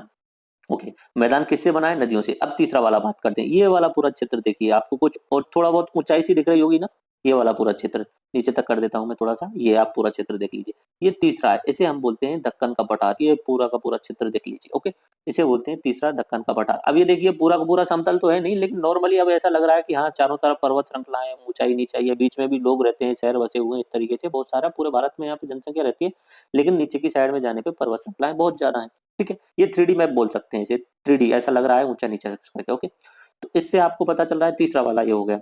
लेकिन इसमें एक खास बात देखते हैं, इधर की साइड में अभी जो मैंने बताया था, इधर की साइड में पूरब है, ये वाला जो क्षेत्र है पूरब है, तो ये वाला पश्चिम है। पश्चिम के जो पर्वतमाला है वो आपको कंटिन्यूअस दिख रही होंगी एक साथ में, पूरा का पूरा इस तरीके से ऊंची भी दिख रही होंगी और समुद्र तल के पास में भी दिख रही होंगी और कंटिन्यूअस दिख रही होंगी, नीचे तक जा रही है इस तरीके से। ठीक है, नीचे यहाँ जाके पश्चिम वाली और पूरब वाली मिल जाती है। लेकिन पूरब वाले जो पर्वत श्रृंखला है उनमें और आप में पश्चिम वाली में थोड़ा सा अंतर दिख रहा होगा। देखो पूरब वाली जो है असतत है, कंटिन्यूअस नहीं है, थोड़ा थोड़ा छोड़ छोड़ के हैं। बीच में आपको इस तरीके से दिख रही होंगी, ये विंध्याचल पर्वतमाला है, ये सतपुड़ा है, इधर की साइड में अपना अरावली पर्वतमाला है और बीच में पूरा आपको ये दक्षिण का पठार दिख ही रहा है। ओके, तो इनसे जो नदियां निकलती हैं उनके कारण इधर वाला जो क्षेत्र बनता है उसे बोलेंगे पश्चिम घाट के मैदान, इधर जो बनते हैं उन्हें पूर्वी घाट के मैदान हो गए। अब यहाँ पे इस वाले क्षेत्र में थोड़ा सा, यहाँ पे राजस्थान वाले क्षेत्र में इस जगह पे रेगिस्तान है, वो अपना 5वां भाग है। तो छठवां तो है ही। एक बार मैं आपको दोबारा दिखाता हूँ, जो मैं आप बात कर रहा था पर्वतों के बारे में, कौन कौन से पर्वत इंपॉर्टेंट है, पर्वतों का मैप दिखाता हूँ। ओके, ये पर्वतों का मैप देखिए एक एक करके। सबसे पहले मैंने बात की हिमालय पर्वतमाला की, इस तरीके से हिमालय पर्वतमाला पहला नंबर हो गया। ओके, उसके बाद मैंने बात की अरावली पर्वतमाला, ये गुजरात से निकल के राजस्थान से होती हुई दिल्ली तक जा रही है अरावली पर्वतमाला। उसके बाद मैंने बात की विंध्याचल की, एमपी में मिलती है पूरा। उसके बाद मैंने सतपुड़ा की बात की। सतपुड़ा जो है वो अपना महाराष्ट्र में भी आता है, उसका थोड़ा बहुत हिस्सा, और थोड़ा बहुत हिस्सा एमपी में भी आता है। ठीक है, सतपुड़ा से नीचे हम चलें तो वेस्टर्न घाट की बात की थी, यानी पश्चिमी घाट की। देखो ये पश्चिमी घाट कंटिन्यूस दिख रहे होंगे आपको, लगातार दिख रहा होगा, मैंने बनाया कंटिन्यूसली। और यहाँ पे पश्चिम घाट और पूर्वी घाट मिलते हैं, तो यहाँ पे नीलगिरी की पहाड़ियां हैं, कार्डमम हिल्स है। देखो पहाड़ियां पर्वतों का एक छोटा रूप होता है। ठीक है, पर्वत इस तरीके से बनते जा रहे हैं, इनमें से किसी एक को उठा लो तो वो पहाड़ियों का वो हिस्सा बोला जाता है। तो इधर की साइड में जब पूर्वी घाट देखेंगे तो ये असतत है, दूर दूर है थोड़ा बहुत। ओके, और ये समुद्र से थोड़ी सी दूरी रखी हुई है, यहाँ पे समुद्र के पास में टच हुए हैं, तो ये अपना चौथा हो गया। उसके बाद में मैं आपको बता रहा था गारो, खासी और जैंतिया, ये मेघालय वाले रीजन में, इधर की साइड में पूर्वोत्तर वाले क्षेत्र में है। ओके, तो ये अपनी पर्वत श्रृंखलाएं हो गई भारत की। उसके बाद में जो टॉपिक आता है वो है अपना पठार। पठार भी इतने खास ज्यादा इंपॉर्टेंट है नहीं अपने क्षेत्र में, फिर भी देखते हैं कौन कौन सा। एक तो दक्कन का पठार जो है वो तो फेमस हो ही गया, दक्कन का जो है वो तो पूरे के पूरे क्षेत्र में आ ही गया है, नीचे की साइड में। उसके बाद में मालवा का पठार, मालवा का पठार भी इस दक्कन के पठार का हिस्सा है, लेकिन थोड़ा बहुत फेमस है, इसलिए इससे अलग से देख लेते हैं। उसके बाद में छोटा नागपुर का पठार, छोटा नागपुर का पठार इसलिए पढ़ रहे हैं, बाकी तो सब क्या है, पठार जितने भी हैं, पठार का मतलब मैंने बताया था उठना, उसके बाद में थोड़ा बहुत समतल जैसा हो जाना, पूर्ण रूप से समतल तो नहीं, थोड़ा बहुत। पठार की जो ऊंचाई होती है वो 600 मीटर से कम होती है नॉर्मली। ओके, तो 600 मीटर से कम होती है, तो याद रखना छोटा नागपुर जो है वो भी अपना दक्कन के पठार का ही हिस्सा है, लेकिन यहाँ पे खनिज ज्यादा पाए जाते हैं। छोटा नागपुर जो है अपना झारखंड और छत्तीसगढ़ वाले क्षेत्र में, अभी दिखाता हूँ बुंदेलखंड का। देखिए पठारों की तरफ जाने से पहले मैं आपको हिमालय और पर्वतों के बारे में एक बार दोबारा से बताता हूँ। देखो मैंने बताया था हिमालय इस तरीके से है। ओके, हिमालय से ऊपर भी पर्वत श्रृंखलाएं हैं बहुत सारी, तो हिमालय से ऊपर होने के कारण यानी पार होने के कारण उन्हें बोला जाता है पार हिमालय की पर्वत श्रृंखलाएं, या ट्रांस हिमालय बोला जाता है। ठीक है, तो उसमें आपको तीन सबसे ज्यादा इंपॉर्टेंट है। देखो एक होती है काराकोरम पर्वत श्रृंखला, दूसरी आती है लद्दाख पर्वत श्रृंखला, और तीसरी आती है जंस्कार पर्वत श्रृंखला। ये आपको याद रखनी है, ये किसका हिस्सा है, ट्रांस हिमालय का। हिमालय का नहीं है, हिमालय वाला तो ये पूरा हिस्सा है। ठीक है, हिमालय को भी तीन पार्टों में बांटा गया है, लेकिन ट्रांस हिमालय कितनी हो गई, तीन इंपॉर्टेंट याद रखनी, काराकोरम की पर्वत श्रृंखला, लद्दाख की पर्वत श्रृंखला, और जास्कर की पर्वत श्रृंखला। जास्कर बोलते हैं, जंस्कर बोलते हैं, जो भी। अब बात करते हैं हिमालय की। हिमालय को हमने तीन भागों में बांटा हुआ है, एक होता है महान हिमालय, एक होता है लघु हिमालय, एक होता है शिवालिक रेंज। महान को ग्रेट बोलेंगे जिसकी ऊंचाई जो होगी पर्वत चोटियों की ज्यादा होगी, एक होता है लघु हिमालय जिसे मीडियम रेंज का बोल सकते हो, और एक होता है नीचे की साइड में शिवालिक रेंज यानी स्मॉल। ठीक है, देखिए पहले नंबर वाला ये जितनी भी पर्वत श्रृंखलाएं इसमें मिलेंगी, एक तरीके से चलती जाएंगी पर्वत श्रृंखलाएं कंटिन्यूस इस तरीके से, इसे बोलेंगे महान हिमालय। ठीक है, इसमें ही आपको मिलने वाली हैं जो ऊंची ऊंची पर्वत श्रृंखलाएं, कौन सी, माउंट एवरेस्ट, कंचनजंगा। भारत की जो सबसे ऊंची पर्वत श्रृंखला है वो केटू है, वो ट्रांस हिमालयों में है, हिमालयों में नहीं है, ट्रांस हिमालयों में। केटू जिसे गॉडविन अष्टविन के नाम से जाना जाता है। एक्चुअली में कुछ एक लोग बोलते हैं कि ये पाकिस्तान का हिस्सा है। हाँ ठीक है, पीओके में ही आता है, पाकिस्तान वाले कश्मीर में ही आता है, ये जो पाकिस्तान का कश्मीर पाकिस्तान के कब्जे में है, जिसे गुलाम कश्मीर बोलते हैं हम। तो केटू जो है, लेकिन ओरिजिनलिटी में दस्तावेजों के अनुसार देखें तो ये पूरा का पूरा जम्मू कश्मीर जो है अपने भारत का है, तो केटू जो है वो भारत का ही माना जाएगा। तो भारत की सबसे ऊंची पर्वत श्रृंखला कौन सी है, केटू। और इधर की साइड में दूसरे नंबर पे मान लेते हैं कंचनजंगा। कंचनजंगा कौन से देश में, कौन से राज्य में पड़ रही है, इधर की साइड में कौन सा राज्य है, ये वाला सिक्किम राज्य है। तो कंचनजंगा देखो, एवरेस्ट, केटू और कंचनजंगा। कंचनजंगा और एवरेस्ट किस हिमालय का हिस्सा है, महान हिमालय, ग्रेट हिमालय का, इस तरीके से ये जा रहा है ना, ग्रेट हिमालय का। ओके, दूसरे नंबर पे आता है लघु हिमालय। लघु हिमालय में बहुत सारे डून्स मिलते हैं, छोटा है, जो अपना महान हिमालय है उससे कम ऊंचाई होती है लघु हिमालय में। ओके, देख लीजिए इस तरीके से दूसरे नंबर पे देहरादून वगैरह, शिमला वगैरह है, वो सब इसी क्षेत्र में मिलते हैं। ओके, और तीसरा होता है शिवालिक, यानी इसकी जो ऊंचाई होती है वो कम होती है, तीसरे नंबर पे वाले। ओके, तो हिमालय की मैंने पूरा बता दिया। एक तो बताया ट्रांस हिमालय, ऊपर वाला, हिमालयों से ऊपर ये हिमालय, तो हिमालय से ऊपर वाला ट्रांस हिमालय। उसके बाद में भी हिमालय को तीन भागों में बांट दिया है, महान, लघु और शिवालिक। महान सबसे ऊंची पर्वत श्रृंखलाएं होंगी, लघु बीच वाली, और शिवालिक जो है उसकी ऊंचाई जो होगी कम होगी। ओके, इधर की साइड में कुछ एक पर्वत श्रृंखला है, वो देख लीजिए, ये देख लीजिए आप करके। ये तो मैंने आपको बताई थी, गारो, खासी, जयंतिया, ये हिमालय वाले क्षेत्र में। और इधर भी अपने पूर्वोत्तर वाले राज्यों में देखो, पटकोई बूम जो है अपना अरुणाचल, अरुणाचल से प्रदेश से नागालैंड वगैरह में शामिल है, और असम में भी शामिल है ये थोड़ा बहुत। तो पटकोई बूम किधर है, पूर्वोत्तर में, असम, नागालैंड और अरुणाचल में। नागा पर्वत श्रृंखला ये नागालैंड में, और मिजो पर्वत श्रृंखला मिजोरम में होगी। ये देख लीजिए, गारो ये रही, ओके, खासी ये रही और जयंती ये रही, तीनों ये मेघालय वाले और असम वाले क्षेत्र में है। ओके, उसके बाद में कुछ और इम्पोर्टेंट पर्वत श्रृंखला कौन सी है, पर्वत श्रृंखला देखते हैं। अरावली पर्वत श्रृंखला राजस्थान वाली हो गई, ठीक है।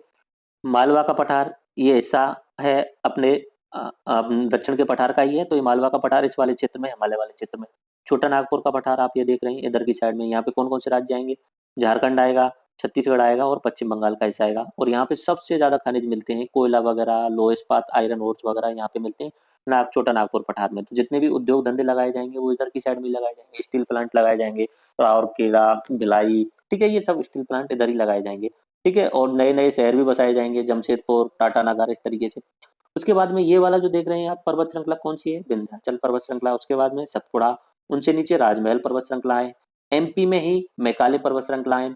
इधर की साइड में अपना उड़ीसा और पश्चिम बंगाल में महेंद्रगिरी पर्वत श्रृंखला है, यहाँ से भी नदियां निकलेंगी।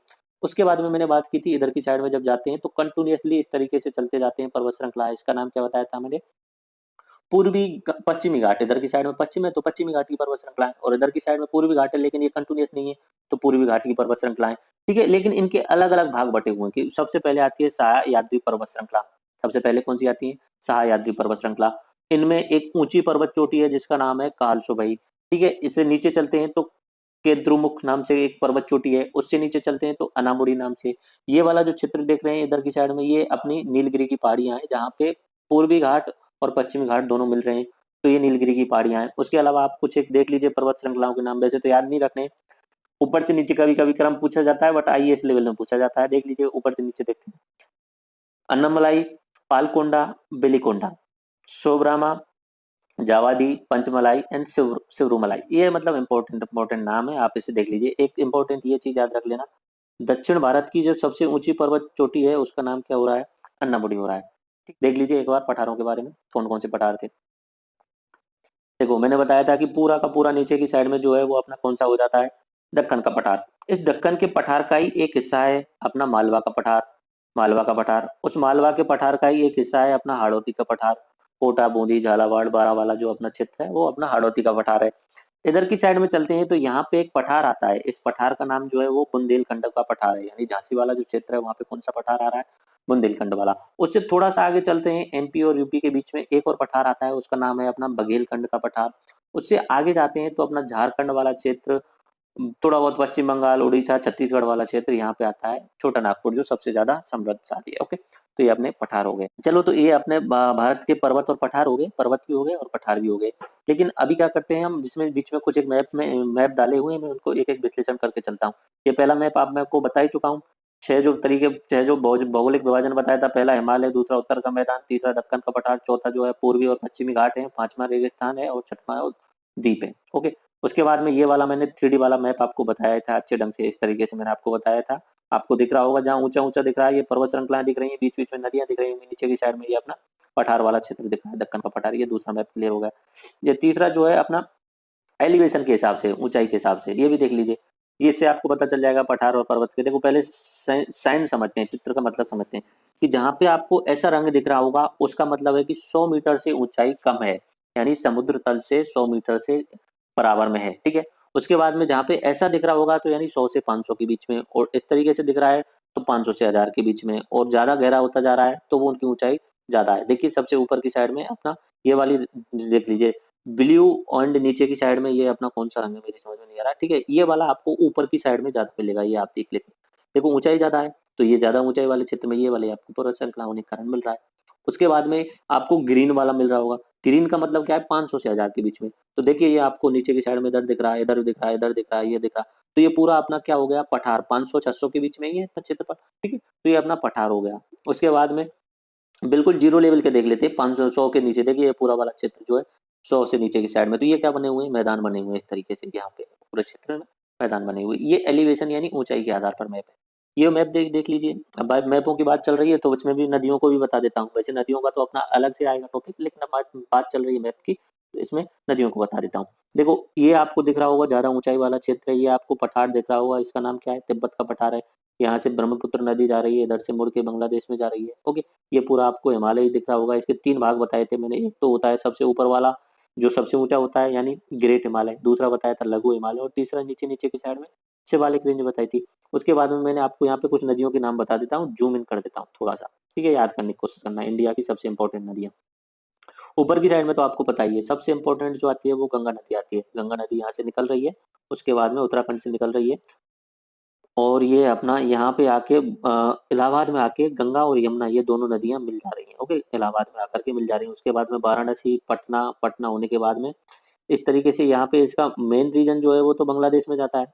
मेन जो धारा है, मुख्य धारा जो है वो बांग्लादेश में होके जाती है इस तरीके से, लेकिन उसका एक छोटा सा हिस्सा इस तरीके से भी जाता है अपने पश्चिम बंगाल में होते हुए। यहाँ पे बनता है, जब नदियां अपने जब मुहाने पे पानी छोड़ती हैं तो वो डेल्टा बनाती हैं। तो यहाँ पे एक बहुत बड़ा डेल्टा बनता है बांग्लादेश में, पश्चिम बंगाल वाले क्षेत्र में, इसे बोला जाता है सुंदरवन का डेल्टा। बहुत इंपॉर्टेंट है, पूरे विश्व में सबसे बड़ा डेल्टा जो कौन सा है वो सुंदरवन का डेल्टा है। देखिए इस तरीके से आपको दिख रहा होगा, सुंदरवन का डेल्टा का मतलब नदियां जब अपना पानी छोड़ने वाली हैं तो वितरिकाओं के रूप में पानी छोड़ती हैं इस तरीके से बहुत सारे क्षेत्र में। तो वहां पे क्या हो जाता है कि बहुत सारे दलदली क्षेत्र बन जाता है, मार्सी एरिया बन जाता है, तो ये पूरा का पूरा चित्र चित्र कहलाता है डेल्टा। इसे अपना सुंदरवन का डेल्टा बोलते हैं, या गंगा ब्रह्मपुत्र का डेल्टा भी बोलते हैं। विश्व का सबसे फेमस डेल्टा है ये, सुंदरी वृक्ष नाम से वृक्ष पाए जाते हैं तो इसलिए इनका नाम हो गया सुंदरवन डेल्टा। ये इंपॉर्टेंट है, आगे भी आएगा तब इसमें देख लेंगे। यहाँ पे मैंग्रोव वन पाए जाते हैं। ओके, देखिए इधर की साइड में आपको पर्वत श्रृंखलाएं दिख रही होंगी जो मैं आपको बता ही चुका हूँ, गारो खासी जयंतियां इधर की साइड में भी दिख रही होंगी आपको, इस तरीके से मैं बता चुका हूँ। यहाँ पे आपको पठार वाला क्षेत्र दिख रहा है ये। तो नदियों के बारे में बात चल रही थी, नदियों में गंगा यमुना तो मैंने बता दी, ब्रह्मपुत्र ऊपर से आती है इस तरीके से आ जाती है, गंगा ये आ गई। गंगा की बहुत सारी सहायक नदियां हैं, उनमें से एक इंपॉर्टेंट नदी ये है अपनी ये अपनी चंबल नदी है इस तरीके से, ठीक है, ये नीचे की साइड में जा रही है इसमें। हाँ, ये रही चंबल नदी, ये नदी चंबल नदी है। उसके अलावा यहाँ से मैंने आपको एक पर्वत श्रृंखला बताई थी जिसका नाम बताया था विंध्याचल, और नीचे की जो पर्वत श्रृंखला आपको दिख रही है इसका नाम बताया था सतपुड़ा। एक नदी निकल के जाती है, इसका नाम है नर्मदा नदी, और ये इस पूरी घाटी में बहती हुई और इधर की साइड में अपना ये जो क्षेत्र आपको दिख रहा होगा गुजरात में, जिसे आप अपना खंभात की खाड़ी बोलते हैं, वहां जाके कच्छ की खाड़ी बोलते हैं, ठीक है, वहां जाके गिर जाती है। ओके, उसके नीचे की एक नदी और है जिसका नाम है नर्मदा के नीचे की साइड में ताप्ती नदी। ये जो दूसरी नदी है, एक बार मैं आपको दोबारा से, ये दूसरी नदी जो है ताप्ती नदी है ये वाली। ओके, तो दो नदियां हो गई नर्मदा और ताप्ती। ओके, नर्मदा कहाँ से, नर्मदा तो यहाँ से निकल रही है, ताप्ती ये जा रही है इस तरीके से, ताप्ती नदी, दो नदियां हो गई। इधर की साइड में बहुत सारी नदियां हैं दक्षिण में, उनको याद करने में आपको प्रॉब्लम होती है, लेकिन एक ट्रिक है वो यूज कर लेना। महागोदान कृष्णा, महागोदान कृष्णा, तुंग पे कावेरी, इस तरीके से एक ट्रिक है, तुंग पे कावेरी, ये ट्रिक है, बस ऊपर से नीचे क्रम है। महानदी, गोदावरी नदी, कृष्णा नदी, तुंगभद्रा नदी, पेन्नार नदी, कावेरी नदी, ठीक है, इस तरीके से आपको ऊपर से नीचे क्रम आएगा। तो महानदी कितना नदी, ये नदियों वाले लेक्चर में ही देखेंगे, इसमें आपको दिख रहा होगा। ओके, ये वाला मैप आपको बता ही चुका हूँ। पर्वत, हिमालय पर्वतमाला, अरावली पर्वतमाला, विंध्याचल, सतपुड़ा, इधर की साइड में वेस्टर्न घाट, इधर की साइड में ईस्टर्न घाट, और यहाँ पे जहाँ मिलती हैं उन्हें बोलते हैं नीलगिरी पहाड़ियाँ, और नीचे की साइड में कार्डमम हिल्स। ये वाला मैप भी मैं आपको बता चुका हूँ अच्छे तरीके से। ओके, इसके बाद में हम चलते हैं map of India displaying geographical regions as affecting its biodiversity. तो ये अपना ज्यादा याद नहीं रखना है, इस पे ज्यादा ध्यान नहीं देना है, फिर भी एक बार मैं बता देता हूँ। अलग अलग जलवायु के कारण अपने इंडिया के अलग अलग क्षेत्र बनाए हुए हैं, ठीक है। ये तो मैं आपको ट्रांस हिमालय वाला क्षेत्र बता चुका हूँ। अब क्या है कि हिमालय को भी दो तीन तरीके से बांटा हुआ है। इधर की साइड में पश्चिमी हिमालय, ऊपर से नीचे तो बांटा था इस तरीके से, पहली हो गई ऊपर से नीचे बांटा था, पहली बताई थी मैंने, क्या बताई थी, ग्रेट हिमालय, फिर बीच वाली लघु हिमालय, उसके बाद में शिवालिक। अब इस तरीके से भी बांटा है, अपना पूरब से पश्चिम भी बांटा हुआ है। इधर की साइड में वेस्टर्न हिमालय, इधर की साइड में मिडियल, इधर की साइड में हिमालय रेंज, इस तरीके से बांटा हुआ है। ये पूरा नॉर्थ ईस्ट रीजन है, ये गंगेटिक प्लेन है, गंगा नदी के कारण बना हुआ प्लान है। जो प्लेन यानी प्लेन, प्लान नहीं, प्लेन यानी मैदान है, गंगा नदी के कारण बना हुआ मैदान है, ठीक है। ये अपना डेजर्ट है, ये सेमी डेजर्ट एरिया है, सेमी डेजर्ट यानी रेगिस्तान, ये सेमी एरिड या सेमी डेजर्ट यानी अर्ध शुष्क है, यहाँ पे बारिश कम होती है, ठीक है, इस वाले क्षेत्र में सबसे कम यहाँ पे, उसके उससे थोड़ा सा कम यहाँ पे सेमी एरिड। इसके बाद में ये सेंट्रल हाईलैंड है, हाईलैंड यानी उच्च भूमि, तो यहाँ पे मालवा का पठार, बुंदेलखंड का पठार, छोटा नागपुर, बघेलखंड का पठार, इस तरीके से अपना दक्षिण का तो सेंट्रल हाईलैंड है। ओके, उसके बाद में ये देख लीजिए एक बार करके, ये डेक्कन प्लेटू शामिल हो ही गया, ये वेस्टर्न घाट हो गए, ठीक है। उसके बाद में ये अपना ईस्टर्न, ये वेस्टर्न घाट हुए, ये ईस्टर्न घाट हुए। ओके, उसके बाद में ये कोस्ट है, कोस्ट वगैरह ये सब अपना जो अपना जल मंडल आएगा उसमें हम देखेंगे। पठार मैं आपको बता ही चुका हूँ, एक बार दोबारा देख लीजिए। दक्कन का पठार का हिस्सा है हाड़ौती का पठार, बुंदेलखंड, बघेलखंड, उसके बाद में छोटा नागपुर, उसके बाद में अपना ये अपना दिख ही रहा है दक्कन का पठार। नदियों के बारे में बात चल रही थी तो यहाँ पे मैंने स्पेशली जो नदियों का मैप बनाया उसे दिखा देता हूँ आपके लिए। कोशिश करना, हो सके तो याद हो जाए। देखो एक सिंधु नदी निकलती है, जम्मू कश्मीर में होते हुए पाकिस्तान में जाती है। सिंधु नदी की 5 सहायक नदियां हैं, ठीक है। 5 सहायक नदियां मैं बार-बार रिवाइज करा चुका हूँ, उनका याद करने का सूत्र है, जिसे पंजाब बोला जाता है पंच प्लस आप, 5 नदियों का क्षेत्र। झे, ची, रा, ब्यास, इस तरीके से मैं आपको सूत्र बता चुका हूँ। झेलम ऊपर, चनाब, रावी, ब्यास और सतलज, ये पांचों नदी हैं। झेलम, चनाब, रावी, ब्यास, सतलज, इस तरीके से पांचों नदी इसमें जाके मिल जाती हैं सिंधु नदी में। तो यहाँ पे जो मैदान बनता है उसे पंजाब बोलेंगे, 5 नदियों वाला क्षेत्र है। तो अपने इंडिया में भी पंजाब है ये, और अपने पाकिस्तान में भी पंजाब है, दोनों जगह ही पंजाब है। मैं अपना पाकिस्तान क्यों बोल रहा हूँ? पाकिस्तान अपना ही है, पाकिस्तान कभी अलग नहीं था, एक झूठा देश है वो, ठीक है। एक मतलब जैसे बोल सकते हो फेक नेशन। पाकिस्तान इंडिया से कभी अलग नहीं था, बस बना लिया है, बाद में कभी ना कभी मिलेगा ही वो, ओके। तो ये अपना पाकिस्तान में भी पंजाब है और इंडिया में तो है ही अपना पंजाब, ओके। उसके बाद में हरियाणा भी इसी का हिस्सा आ जाता है। एक होता है, आपने कभी सुना हो को ग्रेट डिवाइडिंग रेंज, या मतलब जल विभाजक रेखा, वाटर डिवाइडिंग रेंज, इस तरीके से आता है, इस तरीके से ये ऐसे, और ये इस तरीके से ये आ जाती है, इसे बोला जाता है वाटर डिवाइडिंग रेंज या वाटर डिवाइडिंग बॉडी। तो इधर का जो बूंद पड़ेगी वो इधर जाएगी इस साइड में, ठीक है, और इस साइड में जो बूंद पड़ने वाली है वो अपनी बंगाल की खाड़ी में, और इधर की साइड में जो बूंद पड़ने वाली है वो अपनी अपनी जा रही है अरब खाड़ी वाले क्षेत्र में। तो इसे बोला जाता है जल विभाजक रेखा, यानी जल को बांट दिया इसने। तो इधर की जो नदियां हैं वो कहाँ जा रही हैं? अरब सागर में, और ये वाली नदियां जो जा रही हैं बंगाल में। गंगा, यमुना, ब्रह्मपुत्र, 3 हो गई, ठीक है। उसके बाद में अपनी साउथ की मैंने नदियां बताई थी, उनसे पहले इधर वाली नर्मदा और ताप्ती 2 इंपॉर्टेंट हो गई।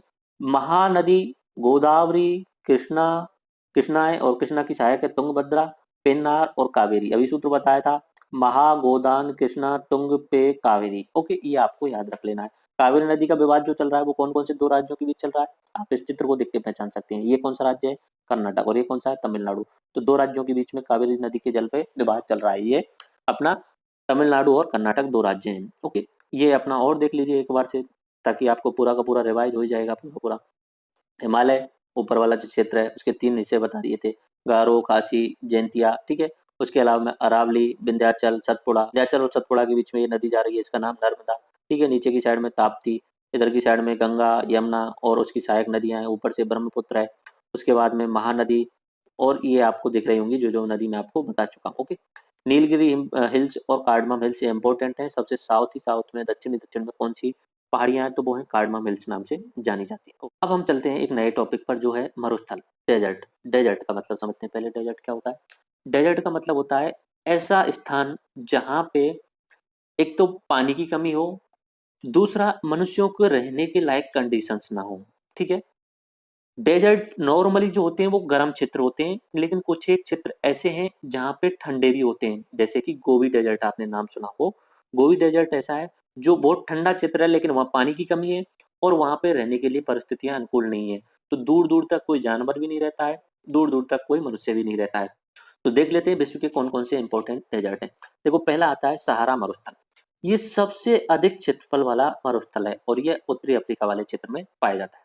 अफ्रीका में कुछ और इम्पोर्टेंट मरुस्थल हैं, कालाहारी, नामीब डेजर्ट, ठीक है। नामीब मरुस्थल और कालाहारी ये साउथ में मिलते हैं। उसके बाद में ऑस्ट्रेलिया में, पूरे ऑस्ट्रेलिया में मैंने बताया था ऑस्ट्रेलिया प्यासी भूमि कहा जाती है। उसका कारण क्या है? ऑस्ट्रेलिया के ज्यादातर हिस्से में एक डेजर्ट है, रेगिस्तान है या मरुस्थल है। रेगिस्तान तो अपने राजस्थान वाले थार थार बोलते हैं उसे, ठीक है।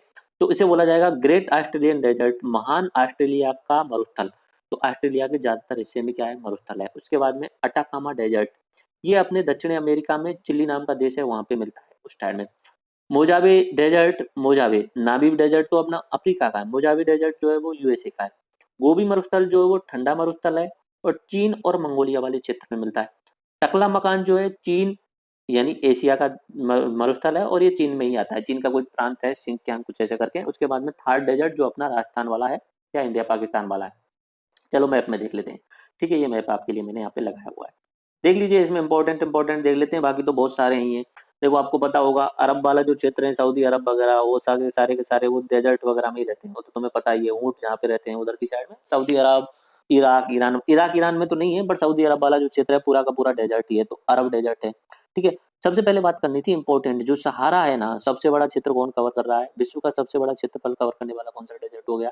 सहारा डेजर्ट हो गया। कहाँ पे मिल रहा है? अफ्रीका महाद्वीप में। अफ्रीका में भी किस क्षेत्र में? उत्तर में। अच्छा, उत्तर में कोई पर्वत श्रृंखला का नाम बताया था मैंने अफ्रीका में?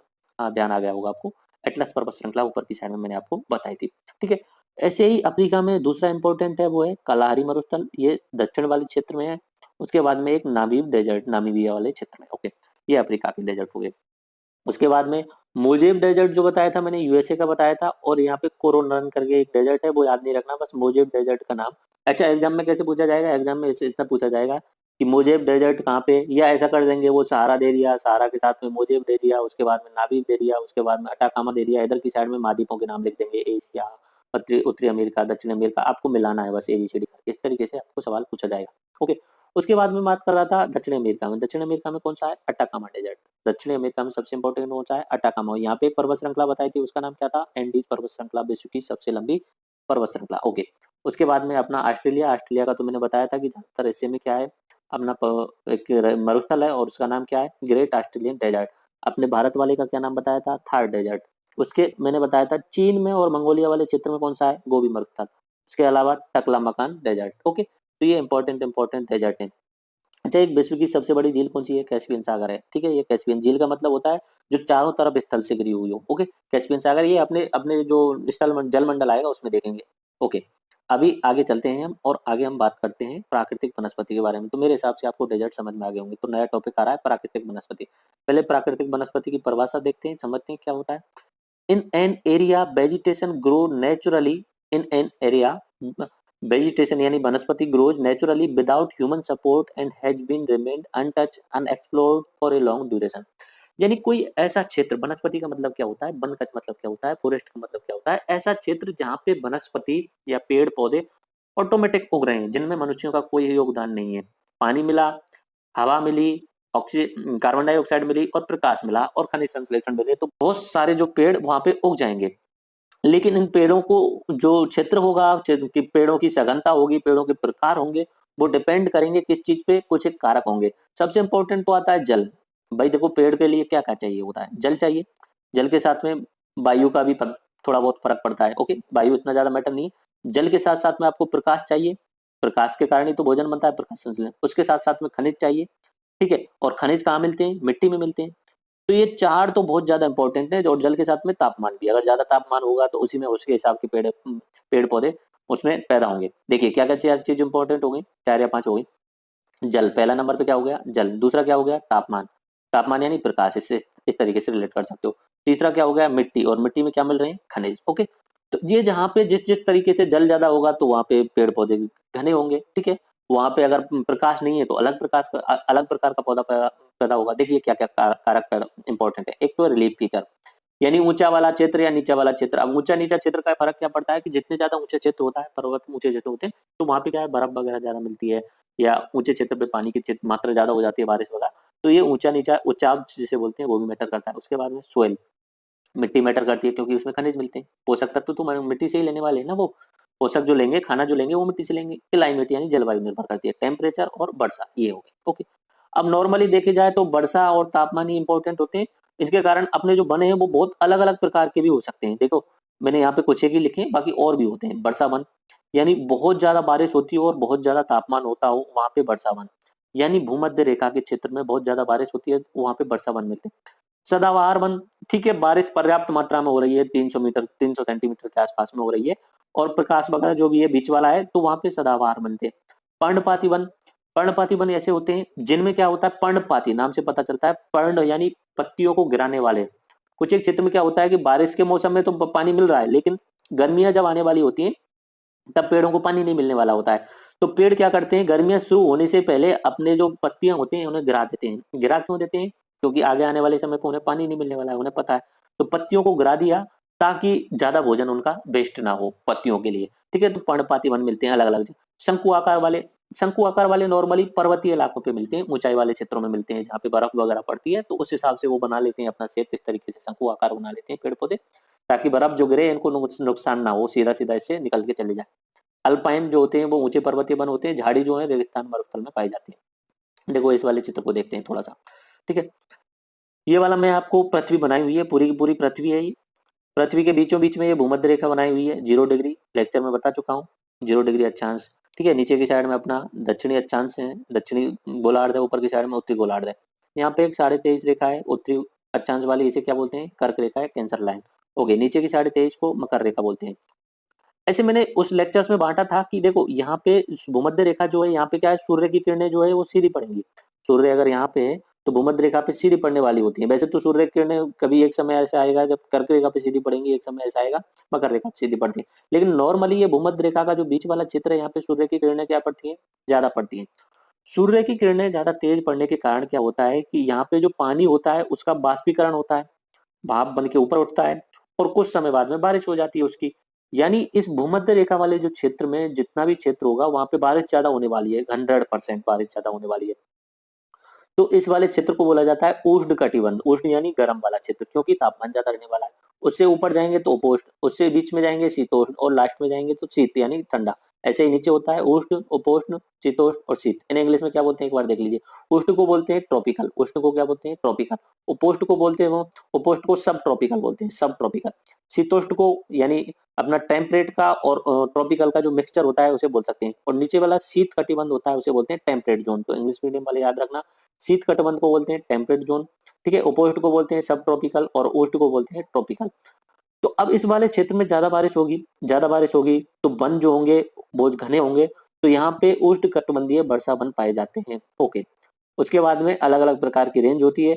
इस वाले क्षेत्र में उपोष्ण में बारिश तो ठीक ठाक हो जाती है लेकिन तापमान जो है थोड़ा कम रहता है, उसके कारण पर्णपाती वन पाए जाते हैं। और एक समय ऐसा रहता है जब बारिश नहीं होती है वहां पे, तो ये पर्णपाती वन पाए जाते हैं। ओके, देख लेते हैं कुछ प्रकार देख लेते हैं।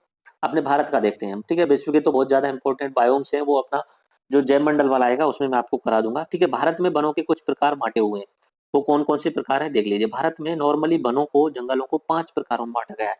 पहला है ट्रॉपिकल रेन फॉरेस्ट यानी उष्ण कटिबंधीय वर्षा वन, ये सदा बहार वन रहेंगे। ओके, यहाँ पे बारिश जो होगी वो ज्यादा होगी, 300 सेंटीमीटर के आसपास में।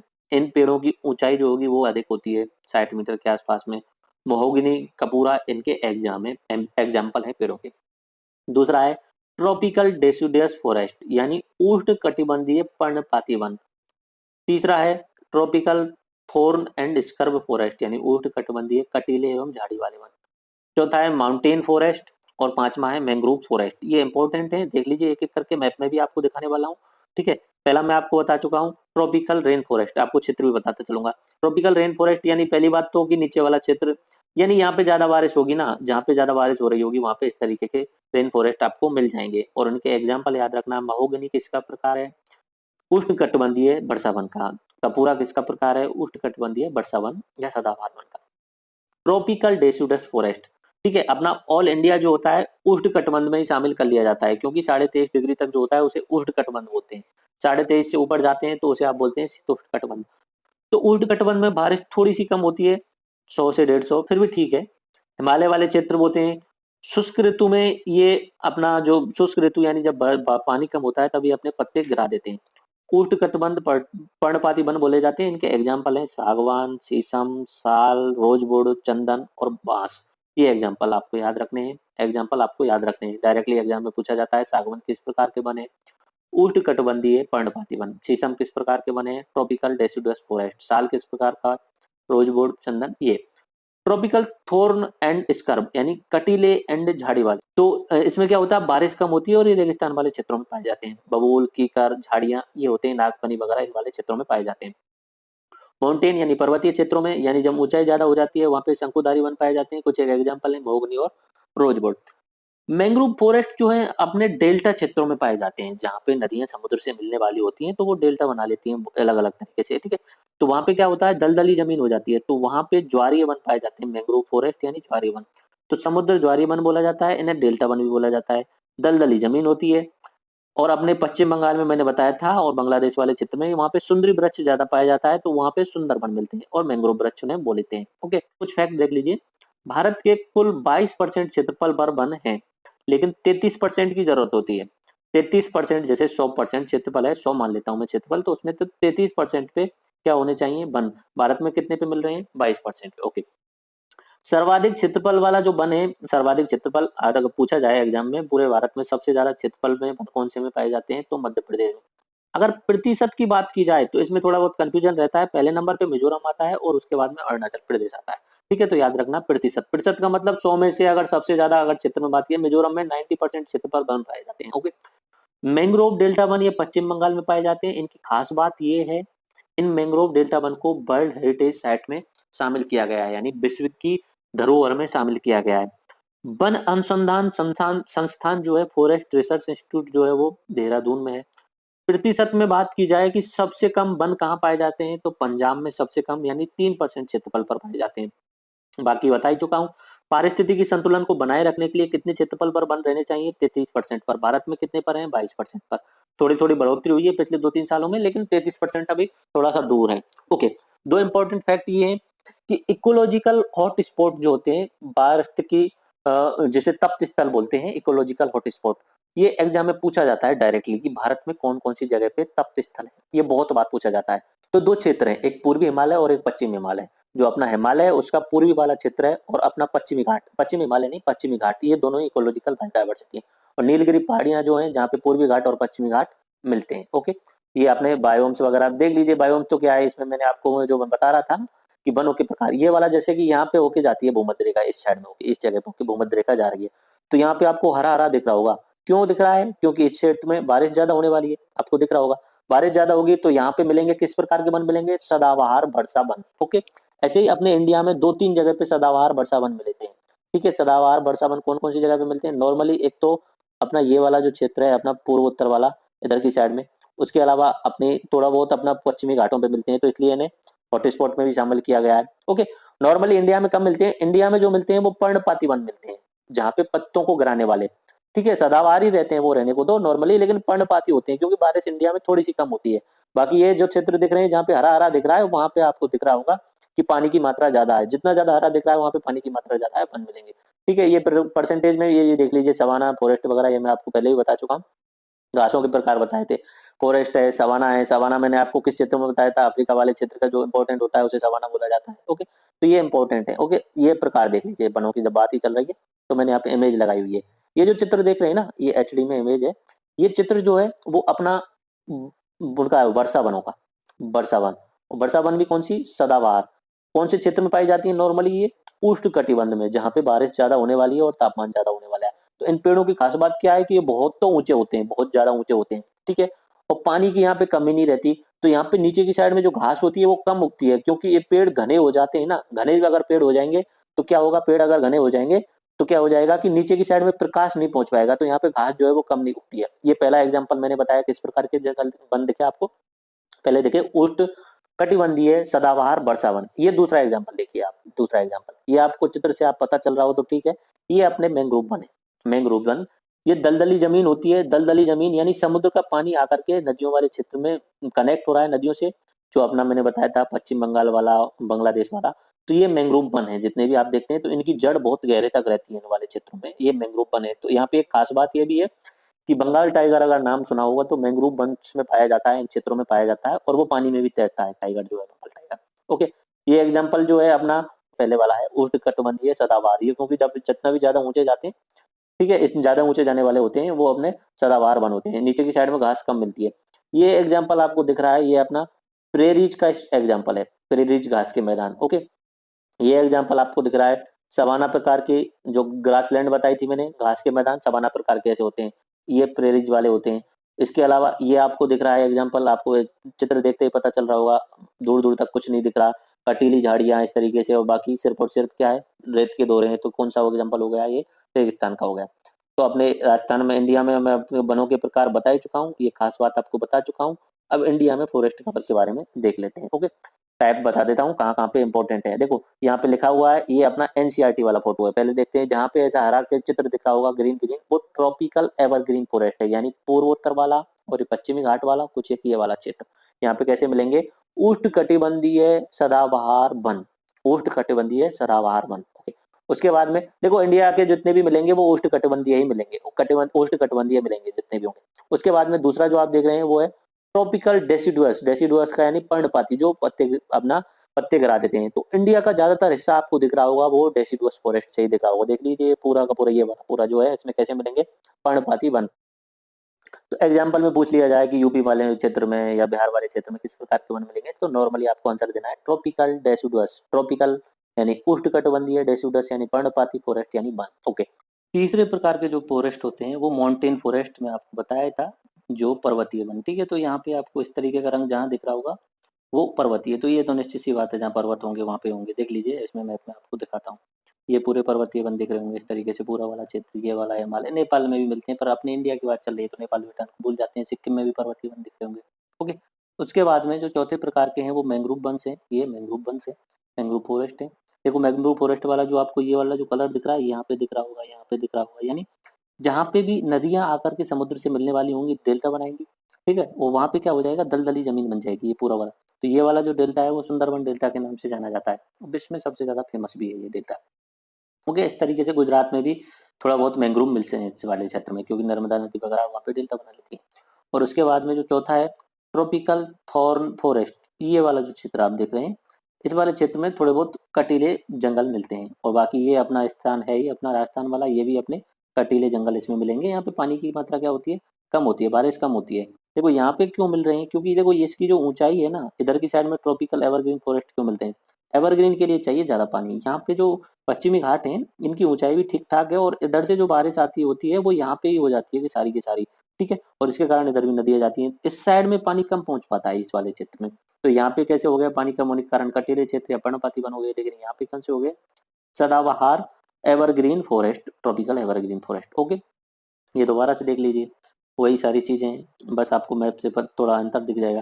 ट्रॉपिकल मोइस्ट फॉरेस्ट, यानी जहाँ पे बारिश ज्यादा होगी, ये वाला क्षेत्र, ये वाला क्षेत्र, दोबारा दिखाता हूँ, ये वाला क्षेत्र, ये ट्रॉपिकल मोइस्ट फॉरेस्ट। और बीच बीच में कहीं कहीं पे भी और मिल जाते हैं, लेकिन उस पर ज्यादा ध्यान नहीं देता है। इंपॉर्टेंट ये वाला है और ये वाला, दो जगह ही ज्यादा मिल रहे हैं। उसके बाद में tropical dry forest, dry forest का मतलब आप जान सकते हो, ये तो अपना डेसुडेस फॉरेस्ट होते हैं ना, पर्णपाती वन, उन्हें ही बोला जा सकता है। ओके, उसके बाद में सब ट्रॉपिकल फॉरेस्ट, टेम्परेट फॉरेस्ट और सब एल्पाइन फॉरेस्ट, एल्पाइन यानी पर्वतीय वाले, इस तरीके से। ओके, ये वाले पर्वतीय।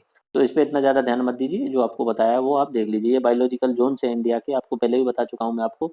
नॉर्मली तो 6 हैं, बाकी अलग अलग होते हैं, जैसे ट्रांस हिमालय, हिमालय से ऊपर की साइड में हिमालय के 2 अलग अलग बात बना दिए, एक पश्चिमी एक पूर्वी हिमालय। नॉर्थ ईस्ट अलग बना दिया, गंगा का मैदान अलग बना दिया, तटीय मैदान अलग बना दिए, सेमी एरिड, अर्ध शुष्क डेजर्ट, वेस्टर्न घाट्स। ये इतना ज्यादा ध्यान नहीं देना है, पहले जो आपको 6 बताए थे उन पे ही ध्यान देना है, हिमालय, उत्तरी मैदान, दक्कन का पठार, उसके बाद में अपने घाट होते हैं, उसके बाद में अपना रेगिस्तान, अपना छठवां जो मैंने बताया था द्वीप वगैरह होते हैं। ओके, ये अपना एक बार और देख लीजिए मैप, वही सारी चीजें हैं, जहाँ पे आपको ज्यादा ज्यादा हरा दिख रहा होगा, बस आप क्लियर कर लेना अपने हिसाब से, ठीक है। लेकिन ये वाला मैप इंपॉर्टेंट है, ये वाला, ये सिर्फ आपको ये याद रह जाए वही काफी है, बाकी इतने ज्यादा गहराई में बना जाए तो ज्यादा बेटर है। देखो ट्रॉपिकल एवरग्रीन, अगर वो पूछा जाएगा कि पूर्व उत्तर वाले क्षेत्रों में कौन से वन पाएंगे, तो सदाबहार वन मिलेंगे, उष्णकटिबंधीय सदाबहार। और अपने पश्चिम घाट में कौन से मिलते हैं, उष्णकटिबंधीय सदाबहार। तो इसलिए इन्हें यहाँ पे पेड़ ज्यादा मिलते हैं, घने जंगल मिलते हैं, इसलिए क्या बोला जाता है, इन्हें हॉटस्पॉट के श्रेणी में शामिल किया गया है, तपती स्थल की श्रेणी में, बायोडाइवर्सिटी हॉटस्पॉट। ओके, उसके अलावा अपना ऑल इंडिया का ज्यादातर हिस्सा जो है अपना पर्णपाती वन है, पूरा का पूरा दिख रहा ही होगा ये वाला। उसके अलावा माउंटेन्स हैं, पर्वतीय है, उसके अलावा मैंग्रोव है ये वाला क्षेत्र, उसके अलावा अपना डेजर्ट वाला क्षेत्र है ही। ओके, अब चलते हैं किसी नए टॉपिक की तरफ, और ये टॉपिक है अपना एग्रीकल्चर। पहले एग्रीकल्चर की परिभाषा देखते हैं और एग्रीकल्चर का मतलब देखते हैं और समझने की कोशिश करते हैं। Agriculture is the cultivation of land, cultivation यानी आपको खेती करना, ऑफ लैंड किसी भी जमीन पे, एंड ब्रीडिंग ऑफ एनिमल्स, यानी एग्रीकल्चर जो कृषि जो होती है वो मिश्रित होती है नॉर्मली, या तो खेती करना भी शामिल होता है उसमें, और दूसरा क्या होता है, पशुपालन, यानी पशुओं का पालना भी शामिल उसमें होता है। Okay, plant to provide food, क्या प्रोवाइड करा रहे हैं, भोजन प्रोवाइड करा रहे हैं, फाइबर यानी लकड़ी प्रोवाइड करा रहे हैं, मेडिकल यानी अपनी दवाइयां भी प्रोवाइड करा रहे हैं, ठीक है, और ये अपनी जिंदगी को आरामदायक बना रहे हैं। तो ये एग्रीकल्चर होता है। अच्छा, फॉरेस्ट और एग्रीकल्चर में अंतर समझ में आ रहा होगा, फॉरेस्ट में और क्रॉप में अंतर समझ में आ ही रहा होगा। फॉरेस्ट जो है वो ऑटोमेटिक बन रहा है, जो क्षेत्र बन रहा है हम कुछ नहीं कर रहे। क्रॉप जो है वो मनुष्य खुद डिजाइन करेगा सारी चीजें, कहीं पे खेत बना लेगा, उनमें पानी खुद से देगा, और उस तरीके की जो चाहेगा वो उगाने की कोशिश करेगा। नॉर्मली जो कृषि है उसे 4 प्रकार होते हैं, एक होता है, कृषि के 4 भाग होते हैं, एक होता है पेस्टोरलिज्म, इसे अपना पशुपालन बोलते हैं, ठीक है। उसके अलावा शिफ्टिंग एंड कल्टीवेशन होता है, यानी स्थानांतरित कृषि, जो आदिवासी लोग करते थे, पुराने समय पे भी करते थे और आज भी करते हैं। जैसे कि जूम किसी के नाम से जाना जाता है, राजस्थान में जैसे बालरा नाम से जाना जाता है। सोपान जो होता है पहाड़ी इलाकों में किया जाता है, मतलब चिड़ियां होती हैं इस तरीके से, पहाड़ी इलाकों में पानी कट कट के ना जाए, इसलिए सोपान खेती यूज की जाती है। उसके अलावा होता है सब्सिस्टेंट फार्मिंग, यानी निर्वाह, ठीक है। और उसके बाद में आता है सघन खेती। तो इनका एक प्रोसेस रहती है, जैसे जैसे आदमी विकसित करने लगता है, शुरुआत में क्या करता था, पशुपालन करता था मनुष्य, उसके बाद में क्या करना शुरू किया, स्थानांतरित कृषि, एक जगह पे कृषि की 2-3 साल, उसके बाद में वहां पे उपजाऊ जमीन है वो अनुपजाऊ हो गई तो उस जगह को छोड़ के दूसरी जगह चला गया। नाम क्या है? झूम, सोपान, बालरा। अलग अलग क्षेत्रों में अलग अलग नाम है। अब नाम याद करने जाओगे तो पता नहीं, हर आदिवासी क्षेत्र में अलग अलग नाम है। ठीक है, पूछे जाते हैं, बहुत ज्यादा पूछे जाते हैं, बट कितना याद करोगे? मैंने 2-3 नाम लिखते हैं।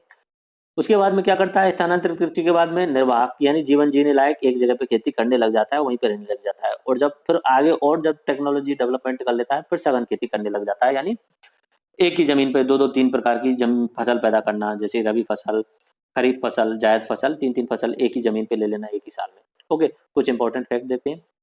लार्जेस्ट कंट्री बाई एग्रीकल्चर, तो सबसे ज्यादा जो खेती की जाती है वो चीन में की जाती है पहले नंबर पे, उसके बाद भारत में, तीसरा यूरोपियन यूनियन और चौथा यूएसए। यूरोपियन यूनियन कोई देश नहीं है, लेकिन जो 27-28 देश हैं यूरोप को, उन सबको मिला के एक देश ही मान सकते हो, तो उनको एक माना हो जाए।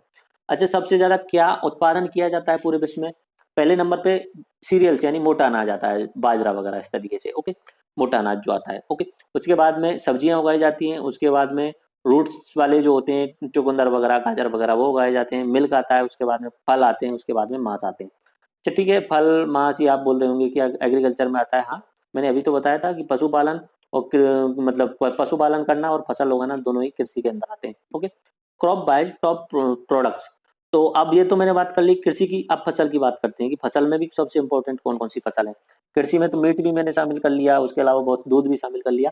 ठीक है, अब फसलों की स्पेशल, सबसे ज्यादा गन्ना उगाया जाता है पूरे विश्व में, उसके बाद मक्का उगाया जाता है, उसके बाद चावल उगाया जाता है, फिर गेहूं और पटाटो। ठीक है, ये आप याद करने की कोशिश करना हो जाए तो। अगला चलते हैं आगे। प्रमुख फसलें एवं उत्पादक, देख ये पूछ लिया जाता है नॉर्मली, तो मैंने यहाँ पे इम्पोर्टेंट लिखने की कोशिश की है, बाकी तो पता नहीं कितना भी कुछ भी पूछ सकते हैं। एक इम्पोर्टेंट फैक्ट ये है कि दूध, भारत सबसे बड़ा उत्पादक है दूध का। ठीक है, उत्पादक भी है और उपभोक्ता भी है, यानी सबसे ज्यादा दूध कहाँ पे उत्पादन किया जा रहा है? भारत में किया जा रहा है। और सबसे ज्यादा उपभोग भी कहाँ किया जा रहा है? भारत में किया जा रहा है। दो शब्द आते हैं, मैं आपको शायद अपने इकोनॉमी के लेक्चर हैं उनमें बता चुका हूँ। एक होता है उत्पादन और एक आता है उत्पादकता, प्रोडक्शन एंड प्रोडक्टिविटी। ठीक है, दोनों ही अंतर है, दोनों में ही अंतर होता है। हमारा भारत उत्पादन के मामले में नंबर 1 है, लेकिन उत्पादकता के मामले में नंबर 1 नहीं है। भारत की उत्पादकता काफी कम है। ठीक है, तो ये उत्पादकता के मामले में नंबर 1 पे आता है दूध के मामले में, क्योंकि एक गाय से वहां पे 50-50 लीटर दूध निकाला जाता है। अपने इंडिया में एवरेज जो निकल के आता है 1.5 या 2 लीटर का निकल के आता है। तो उत्पादकता जो है इजराइल की सबसे ज्यादा है, लेकिन हमारे यहाँ पे क्या है कि भैंस गाय ज्यादा है तो उत्पादन जो है ज्यादा होता है। ओके, गेहूं में पहले नंबर पे आता है चीन, उसके बाद में आता है भारत। गन्ना में पहले नंबर पे कौन आता है? भारत। तो याद रखना, दूध में भी पहले नंबर पे भारत आ रहा है और गन्ना में भी पहले नंबर पे आता है। बाकी सब जगह चीन हमसे आगे निकल जाएगा, यानी कपास यानी कॉटन में कौन आ रहा है? चीन, उसके बाद में यूएसए, फिर आएगा भारत। चावल और गेहूं में पहले नंबर पे चीन है, दूसरे नंबर पे इंडिया है। रबड़ की बात की जाए, सर्वाधिक रबड़ कहाँ मिलेगी? तो अमेजन वर्षा वन, जो मैंने आपको बताया था, अमेजन नदी वाला क्षेत्र है और जायरे बेसिन, वहां पे सबसे ज्यादा रबड़ पाई जाती है। कहवा की बात की जाए तो ब्राजील और कोलंबिया में सबसे ज्यादा कहवा निकलता है। लाल मिर्च तो टॉप इंपॉर्टेंट बात यह है कि मसालों के मामले में तो भारत और इंडोनेशिया, इनका मुकाबला कोई नहीं कर सकता। पहले नंबर पे भारत आता है, कुछ एक क्षेत्रों में इंडोनेशिया आ जाता है। ठीक है, तो भारत और इंडोनेशिया मसालों के मामले में, इसलिए तो अंग्रेज इधर की साइड में आए थे, व्यापार करने के लिए तो आए थे। तो लाल मिर्च में कौन आ रहा है? भारत, और उसके बाद दूसरे नंबर पे चीन। हल्दी में सिर्फ और सिर्फ अपना इंडिया एंड पाकिस्तानी फेमस है। ओके, अब भारत की कुछ एक इंपॉर्टेंट फसलों के बारे में बात कर लेते हैं और कुछ फैक्ट बात कर लेते हैं। सबसे पहले बात तो ये है कि भारत की कुल जनसंख्या का 52% जनसंख्या जो है वो कृषि पर निर्भर करता है। अपने इकोनॉमी वाले लेक्चर्स में मैं काफी बार बता चुका हूँ, मेरे इकोनॉमी के 6 या 7 लेक्चर बन चुके हैं, बाकी 10-12 लेक्चर और आने वाले हैं, तो पूरी इकोनॉमी मैंने बहुत डिटेल से कराई है उनमें। ओके, कुछ फैक्ट देते हैं। चावल, भारत में सर्वाधिक कृषि की जाती है, पहले नंबर पे क्या किया जाता है? चावल। ओके, भारत में सबसे ज्यादा कौन सी फसल बोई जाती है? तो वो है चावल। ओके, लोग ज्यादा चावल ज्यादा ही खाते हैं, बिहार, पश्चिम बंगाल और यूपी का पूर्वांचल वाला क्षेत्र, वहां पे चावल ही ज्यादा खाया जाता है। गन्ना सबसे ज्यादा उत्पादन कहाँ किया जाता है? यूपी में। ओके, अब गन्ना का उत्पादन किया जा रहा है तो गन्ना का उत्पादन करने के बाद चीनी मिल भी लगाई जाएंगी, तो सबसे ज्यादा चीनी मिल भी यूपी में ही मिलेंगी आप मेरे हिसाब से। ओके, और अगर पूछा जाए कि चीनी का कटोरा किसे बोलेंगे अपने भारत में, तो वो यूपी हो जाएगा। चाय का उत्पादन कहाँ किया जाता है? चाय नॉर्मली पर्वतीय इलाकों में किया जाता है, पर्वतों के ढलानों में। असम, केरल, तमिलनाडु, यहाँ पे भी ऊटी वगैरह, असम वाले बहुत सारे क्षेत्र हैं, सिलीगुड़ी, उन सारे क्षेत्रों में ये अपनी चाय चाय के बागान होते हैं। ओके, राष्ट्रीय फल कौन सा है? आम है। गेहूं में पहले नंबर पे यूपी आता है, हरियाणा आता है, उसके बाद में फिर पंजाब आता है। कॉफी सबसे ज्यादा नीलगिरी क्षेत्र, नीलगिरी में मैंने बता चुका हूँ अपना, ये दक्षिण भारत है नीचे की साइड में, नीलगिरी क्षेत्र जहाँ पे पश्चिमी घाट और पूर्वी घाट आकर के मिलते हैं। अंगूर के लिए कौन सा शहर फेमस है? तो वो नासिक शहर फेमस है अंगूर के लिए। और अंगूर नाम से कुछ पता चल रहा हो तो अंगूर की खास बात यह है कि अंगूर से सोमरस बनाया जाता है। ओके, अब अपना देखते हैं मेजर क्रॉप्स एंड एरिया। देख लीजिए खास खास, देखो आर का मतलब है राइस, तो राइस कहाँ कहाँ पे उगाया जाएगा वो देख लीजिए। राइस राइस ठीक है यहाँ पे, और डब्लू का मतलब है व्हीट, लेकिन आर और व्हीट राइस में थोड़ा सा अंतर कर दिया है इसमें, शायद मुझे ऐसा लग रहा है चित्र में ये डब्लू होना चाहिए यहाँ पे, ये वाला डब्लू है और ये राइस है, ये राइस है। ओके, एक बार दोबारा देखते हैं, मैं इसे सही से कर देता हूँ। ये है डब्लू और ये है राइस। तो इधर की साइड में देखिए ये पूरा वाला क्षेत्र, इसमें क्या उगाया जा रहा है? चावल उगाया जा रहा है। ये वाला क्षेत्र में क्या हो गया? चावल। इधर भी चावल उगाया जा रहा है थोड़ी बहुत जगह पे। व्हीट गेहूं की बात की जाए तो गेहूं कहाँ उगाया जा रहा है? ये वाला पूरा क्षेत्र आपको दिख रहा होगा गेहूं। ओके, ज्वार, ज्वार की बात की जाए तो अपना इधर की साइड में आपको क्षेत्र दिख रहा होगा नीचे वाला, ये पूरा आपका दक्षिणी दक्कन का पठार, इस वाले क्षेत्र में ज्वार उगाई जाती है। उसके बाद में बाजरा, बाजरा की बात की जाए तो बाजरा अपने राजस्थान वाले क्षेत्र में ये इधर की साइड में उगाया जा रहा है जहाँ पे कम बारिश हो रही है। फॉरेस्ट एंड स्कर्ब जहाँ पे ज्यादा हरा हो रहा है जैसे ये वाला क्षेत्र, तो वहाँ पे फिर उग ही नहीं सकते, तो वहाँ पे जंगल ही जंगल मिल जाएंगे। ओके, उसके अलावा कुछ एक आप चित्र इसमें आपको पता ही चल रहा होगा। तो इस तरीके से आप देख सकते हैं, ये वाला क्षेत्र हो गया गेहूं के लिए फेमस, व्हीट के लिए, ये वाला क्षेत्र हो गया राइस के लिए फेमस, ये पूरा का पूरा क्षेत्र। तो राइस सबसे ज्यादा उगाया जा रहा है, उसके बाद में गेहूं आ रहा है, बाजरा अपने राजस्थान वाले क्षेत्र में ज्यादा उगाया जा रहा है। ठीक है, ये वाला ज्वार का हो गया। ओके, ये ज्वार हो गया। उसके अलावा ये ज्वार, ज्वार नहीं, ये कौन सा फोटो लगा है इसमें, ये व्हीट ही है, व्हीट का है, यहाँ पे ज्वार डाल दिया, ये व्हीट गेहूं का ही क्षेत्र हो गया। ज्वार वाला ये ज्यादा क्षेत्र है। ठीक है, ज्वार वैसे तो आजकल तो क्या हो गया है कि अगर पानी उपलब्ध है तो कहीं पे कुछ भी उगाया जाता है, तो ये आप चित्र देख लेना गहराई से, बस इसमें थोड़ी बहुत गड़बड़ी की हुई है चित्र में, कोई दिक्कत नहीं है। ये कृषि से रिलेटेड कुछ एक फोटो और डाले हुए हैं मैंने, ये क्या कर रहे हैं आपको पहचान पड़ रहा होगा कुछ, ये गन्ने का आपको गन्ने का बेस्ट दिख रहा होगा, गन्ने का बेस्ट, ये गन्ना दिख रहा होगा, ये गन्ने का जिसे बोलते हैं गन्ना पिरोने की मशीन, तो ये गन्ने से रस निकाला जा रहा है, रस निकालने के बाद में उसका गुड़ बनाया जाएगा। ओके, तो ये अपने पंजाब वाले क्षेत्रों में गांव गांव में ऐसा मिलता है, पंजाब में हर गांव में। एक पुराने पुराने समय पे तो क्या होता था कि जो कुएं वगैरह होते थे उनके आसपास में होते हैं, मैंने काफी बार गन्ने का रस पिया है एंड गुड़ बनाया जाता है, वो भी मैंने प्रोसेस देखी है। ओके, ये अपने इंडिया के जो मैदानी इलाका है उनके खेत आपको दिख रहे होंगे, देखिए यहाँ पे पानी वगैरह दिख रहा हुआ, तो जहाँ पे भी पानी वगैरह दिख रहा है जो भी, उनमें नॉर्मली क्या उगता है? चावल। चावल के लिए पानी की ज्यादा जरूरत होती है, तो यहाँ पे चावल वगैरह उगाया जाता है। बाकी ये इस तरीके से आपको दिख रहा होगा, शायद ये गेहूं है, बीच बीच में खाली मैदान है और ये बीच में पेड़ दिख रहे हैं। पहले किसी समय पे यहाँ पे जंगल रहे होंगे, लेकिन यहाँ पे लोग रहने लग गए तो उन जंगलों को काट दिया गया। तो अपने यहाँ पे मैं बोल रहा था ना, पंजाब वाले क्षेत्र में सिर्फ 3% है। ओके, अब अगला टॉपिक चलते हैं, प्रमुख खनिज और उत्पादक देश। ठीक है, कोशिश तो की सारी चीजों को कवर कर सकूं मैं, बट कुछ फैक्ट छूट जाते तो बात अलग है। बट बाकी ज्योग्राफी के मैं डिटेल्ड लेक्चर बनाऊंगा धीरे धीरे करके, आईएएस और आरएएस के एग्जाम के हिसाब से, तब और सारी चीजों को देखेंगे, एक एक टॉपिक पे बनाऊंगा। तो पहले दो बिंदु देखते हैं, अयस्क और खनिज में क्या अंतर होता है। मतलब कहीं पे भी कोई खान मिली, जैसे कि अपने राजस्थान में अरावली पर्वतमाला में खेतड़ी में खान मिल गई, तांबा की खान मिल गई जैसे कि, ठीक है। तो अब क्या है कि उस खान में जो निकल के आता है वो अयस्क निकल के आता है, यानी मिलावट होती है उसमें, उसमें मिलावट होती है, बहुत सारे अलग अलग जो होते हैं तत्व होते हैं। अब उस अयस्क को परिशुद्ध किया जाता है, रिफाइन किया जाता है, तब स्पेशल कोई एलिमेंट निकला जाता है। ठीक है, लेकिन स्पेशली पता चल जाता है कि इस वाले खान में कि स्पेशल ये खनिज सबसे ज्यादा मिलने के चांस है। ओके, ऐसा होता है। तो वो अपने राजस्थान का भी इंपॉर्टेंट टॉपिक है, मैंने अभी कराया नहीं, लेकिन मैं आपको खनिज वाला टॉपिक कराऊंगा जल्दी। तो अयस्क यानी कि जो निकल के आ रहा है वो खनिज, यानी शुद्ध होने के बाद में जो बच रहा है वो खनिज। ओके, एक एक करके देखते हैं। सोना, सोना सबसे ज्यादा दक्षिण अफ्रीका में निकाला जाता है, उसके बाद में यूएसए, पेरू और चीन में। भारत में भी सोना निकाला जाता है, कर्नाटक में और झारखंड में। कर्नाटक में कोलार की खाने हैं वो फेमस है। ओके, हीरा, हीरा सबसे ज्यादा अफ्रीका में और रूस में निकाला जाता है। अफ्रीका में भी एक देश है जिसका नाम है बोत्सवाना देश, वहां पे ज्यादा निकाला जाता है। ओके, उसके बाद में अपने भारत में, हाँ भारत में भी हीरा निकाला जाता है।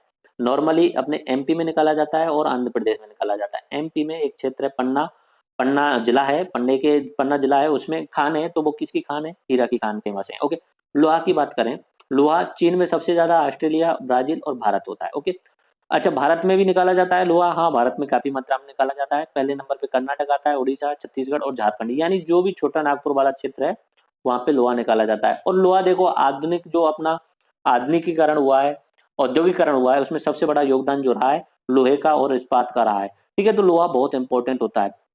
भारत जब आजाद हुआ उसके बाद में इस्पात, लोहे के कारखाने ज्यादा लगाए गए थे और बहुत ज्यादा निकालने की कोशिश की गई। यूरेनियम की बात करते हैं, यूरेनियम, सबसे ज्यादा कनाडा में निकलता है, उसके बाद में अफ्रीका, यूएसए, ऑस्ट्रेलिया का नंबर आता है। भारत कनाडा से भी लेता है, यूएसए से भी लेता है, ऑस्ट्रेलिया से भी लेता है। भारत में क्या यूरेनियम होता है? हाँ, भारत में भी यूरेनियम है। जादूगोड़ा की खानों से निकाला भी जा रहा है। झारखंड में है जादूगोड़ा की खाने, सिंहभूम जिला है, उसमें जादूगोड़ा की खाने हैं। अच्छा, तो भारत में है तो इन विदेशों से क्यों लेना पड़ रहा है? देखो, यूरेनियम एक रेडियो एक्टिव पदार्थ है और वो तरंगे छोड़ता है, रेडियो एक्टिव तरंगे, और उसको निकालना इतना आसान नहीं है। यूरेनियम को निकालना, उसको निकालने के लिए टेक्नोलॉजी यूज करनी पड़ती है। भारत के पास में इतनी ज्यादा टेक्नोलॉजी नहीं है कि बड़े रूप में, बड़े मात्रा में यूरेनियम को निकाला जा सके, तो विदेशों से खरीदने का काम करता है भारत। है भारत में खाने हैं, यूरेनियम की खाने हैं, धीरे धीरे निकाला जाएगा। ठीक है, तो जादूगोड़ा की खान, झारखंड, सिंहभूम जिला, ये इसमें। चांदी, चांदी के लिए मैक्सिको देश फेमस है। पहले नंबर पे कौन सा आता है चांदी के लिए? मैक्सिको। ओके, उसके बाद बात करते हैं खनिज तेल। खनिज तेल सऊदी अरब में सबसे ज्यादा, अभी तो क्या है, रूस और यूएसए आगे निकलने लग गए हैं, बट लेकिन सऊदी अरब में सबसे ज्यादा जो है वहां पे खनिज तेल के अभी निकाला जा रहा है। ओके, यूएसए ये इंपॉर्टेंट है, सऊदी अरब, रूस, यूएसए, ईरान और चीन वगैरह। अच्छा, भारत में है क्या? हाँ, भारत में भी खनिज तेल निकाला जा सकता है। एक तो पश्चिमी तट है, जैसे ये अपना, तो इस साइड में समुद्र तट के अंदर ही जो है वो निकल रहा है खनिज तेल, जैसे कि रिलायंस ने अपना लगाया हुआ है समुद्र के अंदर। असम में सबसे पहले जो शुरुआत की गई थी वो असम में निकाला गया था। पहली बार भारत में खनिज तेल कहाँ निकाला गया था? असम में। उसके बाद गुजरात में और राजस्थान में भी जो खनिज तेल निकालने के लिए लगे हुए हैं कुछ उद्योग। ओके, उद्योग तो क्या बोल सकते हैं उन्हें, क्या बोलते हैं, उस निकालने के कुएं होते हैं, तेल के कुएं, उनमें उनमें काम चल रहा है। ओके, उसके बाद में बात की थी प्रमुख औद्योगिक क्षेत्रों के बारे में। तो औद्योगिक क्रांति की शुरुआत जो हुई थी 18वीं सदी में शुरुआत हुई थी, और कहाँ से हुई थी? इंग्लैंड से शुरुआत हुई थी। औद्योगिक क्रांति की शुरुआत हुई थी वो जेम्स वाटसन ने जब वो बना दिया था भाप का इंजन, यानी मशीन ऑटोमेटिक काम करने लग जाए, अब मनुष्य को मेहनत नहीं करनी है, वो जब शुरुआत हो जाती है तो उसे औद्योगिक क्रांति की शुरुआत माना जाता है। ये 1850 के आसपास, यानी 1850 के आसपास में मानी जाती है, mid of the 19th century बोल सकते हो जिसे। सबसे पहले औद्योगिक क्रांति इंग्लैंड में आई, इंग्लैंड के बाद पूरे यूरोप में, फिर यूएसए में चली गई, उसके बाद में अपना जापान में भी औद्योगिक क्रांति का फायदा उठाया, फिर धीरे धीरे चीन में। इंडिया में औद्योगिक क्रांति अभी तक सफल नहीं हो पाई है। अभी नरेंद्र मोदी जी का मेक इन इंडिया प्रोग्राम है, उस औद्योगिक क्रांति को सफल बनाने के लिए किया जा रहा है, लेकिन उतने लेवल पे नहीं हो पाई है। अभी सबसे अच्छा औद्योगिक क्रांति का जो एग्जाम्पल है वो चीन है, क्योंकि यहाँ पे कुल जनसंख्या का 45% जो है वो किसमें काम कर रहा है? उद्योग धंधों में काम कर रहा है। तो देखिए, इंपॉर्टेंट इंपॉर्टेंट क्षेत्र देखते हैं। इंग्लैंड, इंग्लैंड में, अच्छा एक यूके के बारे में बात चली है, तो यूके ग्रेट ब्रिटेन वाला मैं आपको 2 या 3 बार बता चुका हूँ, अब नहीं बता रहा। डिफरेंस बता चुका हूँ, यूनाइटेड किंगडम में, ब्रिटेन में, ग्रेट ब्रिटेन में, इंग्लैंड में अभी नहीं बताऊंगा। ओके, इंग्लैंड, इंग्लैंड में कौन सा क्षेत्र फेमस है? लंकाशायर नाम से एक क्षेत्र है, रीजन है पूरा का पूरा, उसमें 2 शहर इंपॉर्टेंट है, मैनचेस्टर और लिवरपूल। अब ये क्यों फेमस है? क्योंकि सूती वस्त्र उद्योग और जलपोत निर्माण किया जाता है, यानी शिप का निर्माण किया जाता है। मैनचेस्टर और लिवरपूल, आप अपनी टी शर्ट वगैरह पे काफी बार देखा होगा, मैनचेस्टर, मेड इन मैनचेस्टर या लिवरपूल, इस तरीके के साइन दिखते हैं। तो किस लिए फेमस है मैनचेस्टर और लिवरपूल? सूती वस्त्र उद्योग के लिए, कपड़ों के लिए। और कौन सा क्षेत्र है? लंकाशायर। तो पूछ लिया जाता है कि इंग्लैंड में कौन सा क्षेत्र फेमस है? लंकाशायर। ओके, बर्मिंघम एक शहर है, वहां पे किस लिए प्रसिद्ध है? लौह इस्पात केंद्र के लिए प्रसिद्ध है। ओके, औद्योगिक क्रांति इंग्लैंड से हुई, यूएसए में चली गई जैसे, तो यूएसए में कौन सा क्षेत्र है? ग्रेट लेक का रीजन है, जो 5 झीलें हैं कंटिन्यूसली एक साथ, उनका भी बहुत बड़ा क्षेत्र है, वहां पे भी औद्योगिक कारखाने लगे हुए हैं। ओके, शिकागो किस लिए फेमस है? मांस उद्योग के लिए। ठीक है, एक डेट्राइट नाम से एक जगह है, वो किस लिए फेमस है? मोटर कार उद्योग के लिए। पिट्सबर्ग किस लिए फेमस है? विश्व की इस्पात राजधानी इसे माना जाता है। इस्पात यानी स्टील, स्टील के लिए सबसे ज्यादा फेमस कौन सा जगह हो गया? पिट्सबर्ग, ये यूएसए का पिट्सबर्ग। ओके, लॉस एंजलिस किस लिए फेमस है? हॉलीवुड के लिए। और सिलिकॉन वैली किस लिए फेमस है? आईटी सेक्टर के लिए। जितनी भी बड़ी बड़ी कंपनियां मिलेंगी आपको, गूगल, फेसबुक, एप्पल, सबके जो हेडक्वार्टर कहाँ मिलेंगे? अपने सिलिकॉन वाले रीजन में मिलेंगे। अब बात करते हैं यूरोप के कुछ देशों के बारे में। जर्मनी और फ्रांस दो ही इंपॉर्टेंट है, इंग्लैंड भी हो चुका है। जर्मनी में रूहर प्रदेश जो है बहुत ज्यादा फेमस है, वो लोहा इस्पात, लोहा के लिए और इस्पात के लिए। तो ये औद्योगिक क्रांति में बहुत इंपॉर्टेंट रोल निभाते हैं, लोहा और इस्पात। ठीक है, बाकी सोना चांदी इतना ज्यादा इंपॉर्टेंट रोल नहीं निभाते, लेकिन औद्योगिक क्रांति में, क्योंकि जितने भी देखो आप, जितने भी अपने आसपास कुछ भी नजर उठा के देख लो, जितने भी पदार्थ बने होंगे, कुछ ना कुछ इस्पात होगा, या इनमें स्टील लगा होगा या लोहा लगा होगा, कुछ ऐसा मजबूत आपको दिखेगा। ठीक है, तो जर्मनी का रूहर प्रदेश, उसके अलावा जर्मनी में म्यूनिक नाम से एक जगह है, दुस्फोर्क नाम से है, और राइन नदी के किनारे एक राइन इकोनॉमिक क्षेत्र है, राइन नदी के किनारे। तो राइन औद्योगिक क्षेत्र भी जर्मनी का प्रसिद्ध है। फ्रांस की बात करें तो फ्रांस की राजधानी जो है पेरिस, उसके आसपास में पूरा औद्योगिक क्षेत्र बना हुआ है। उसके अलावा लियोन विलेज और लोरेंसार औद्योगिक क्षेत्र जो है वो प्रसिद्ध है। और फ्रांस वैसे शराब और शैंपेन के लिए फेमस है। ओके, जापान के कुछ शहर हैं कावासाकी, ओसाका, नगोया और कैहन प्रदेश, ये जापान के हैं। ये फेमस हैं जापान के औद्योगिक क्षेत्रों के मामले में। चीन चीन विश्व में सर्वाधिक निर्यात कर रहा है। आज के समय पे सबसे ज्यादा जो माल बनाया जाता है, प्रोडक्ट जो बनाए जा रहे हैं, चीन में बनाए जाते हैं। ओके।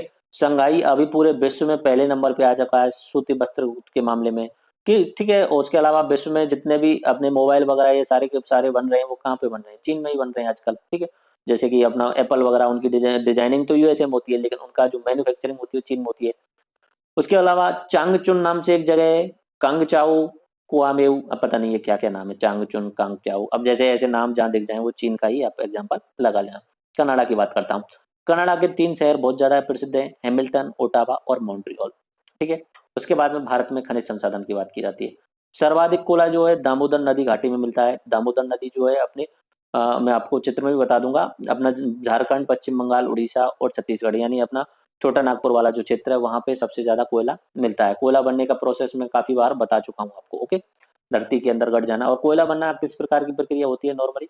अवसादी अवसादी जो होता है जमाव होने के कारण बनता है। तो इसमें क्या है कि निश्चित सी बात है, जीव जंतुओं के अवशेष भी मिलेंगे, ओके।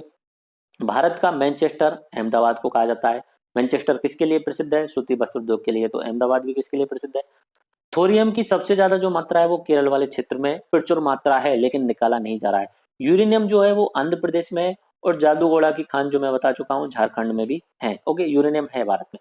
उसके बाद में खनिज तेल बता ही चुका हूँ। अवसादी चट्टानों में एग्जाम्पल है। सबसे पहला जो खनिज तेल राजस्थान में अपने इंडिया में निकाला गया था वो असम में निकाला गया था। जगह का नाम था डिगबोई। ये अंग्रेजों के समय पे निकालने की शुरुआत की गई थी, 1893 या कुछ ऐसा था, मुझे फिक्स डेट याद नहीं है, पर 1900 से पहले की बात है, ओके। सिंहभूम क्षेत्र में तांबा, लोहे, अयस्क वगैरह ये मिलते ही हैं।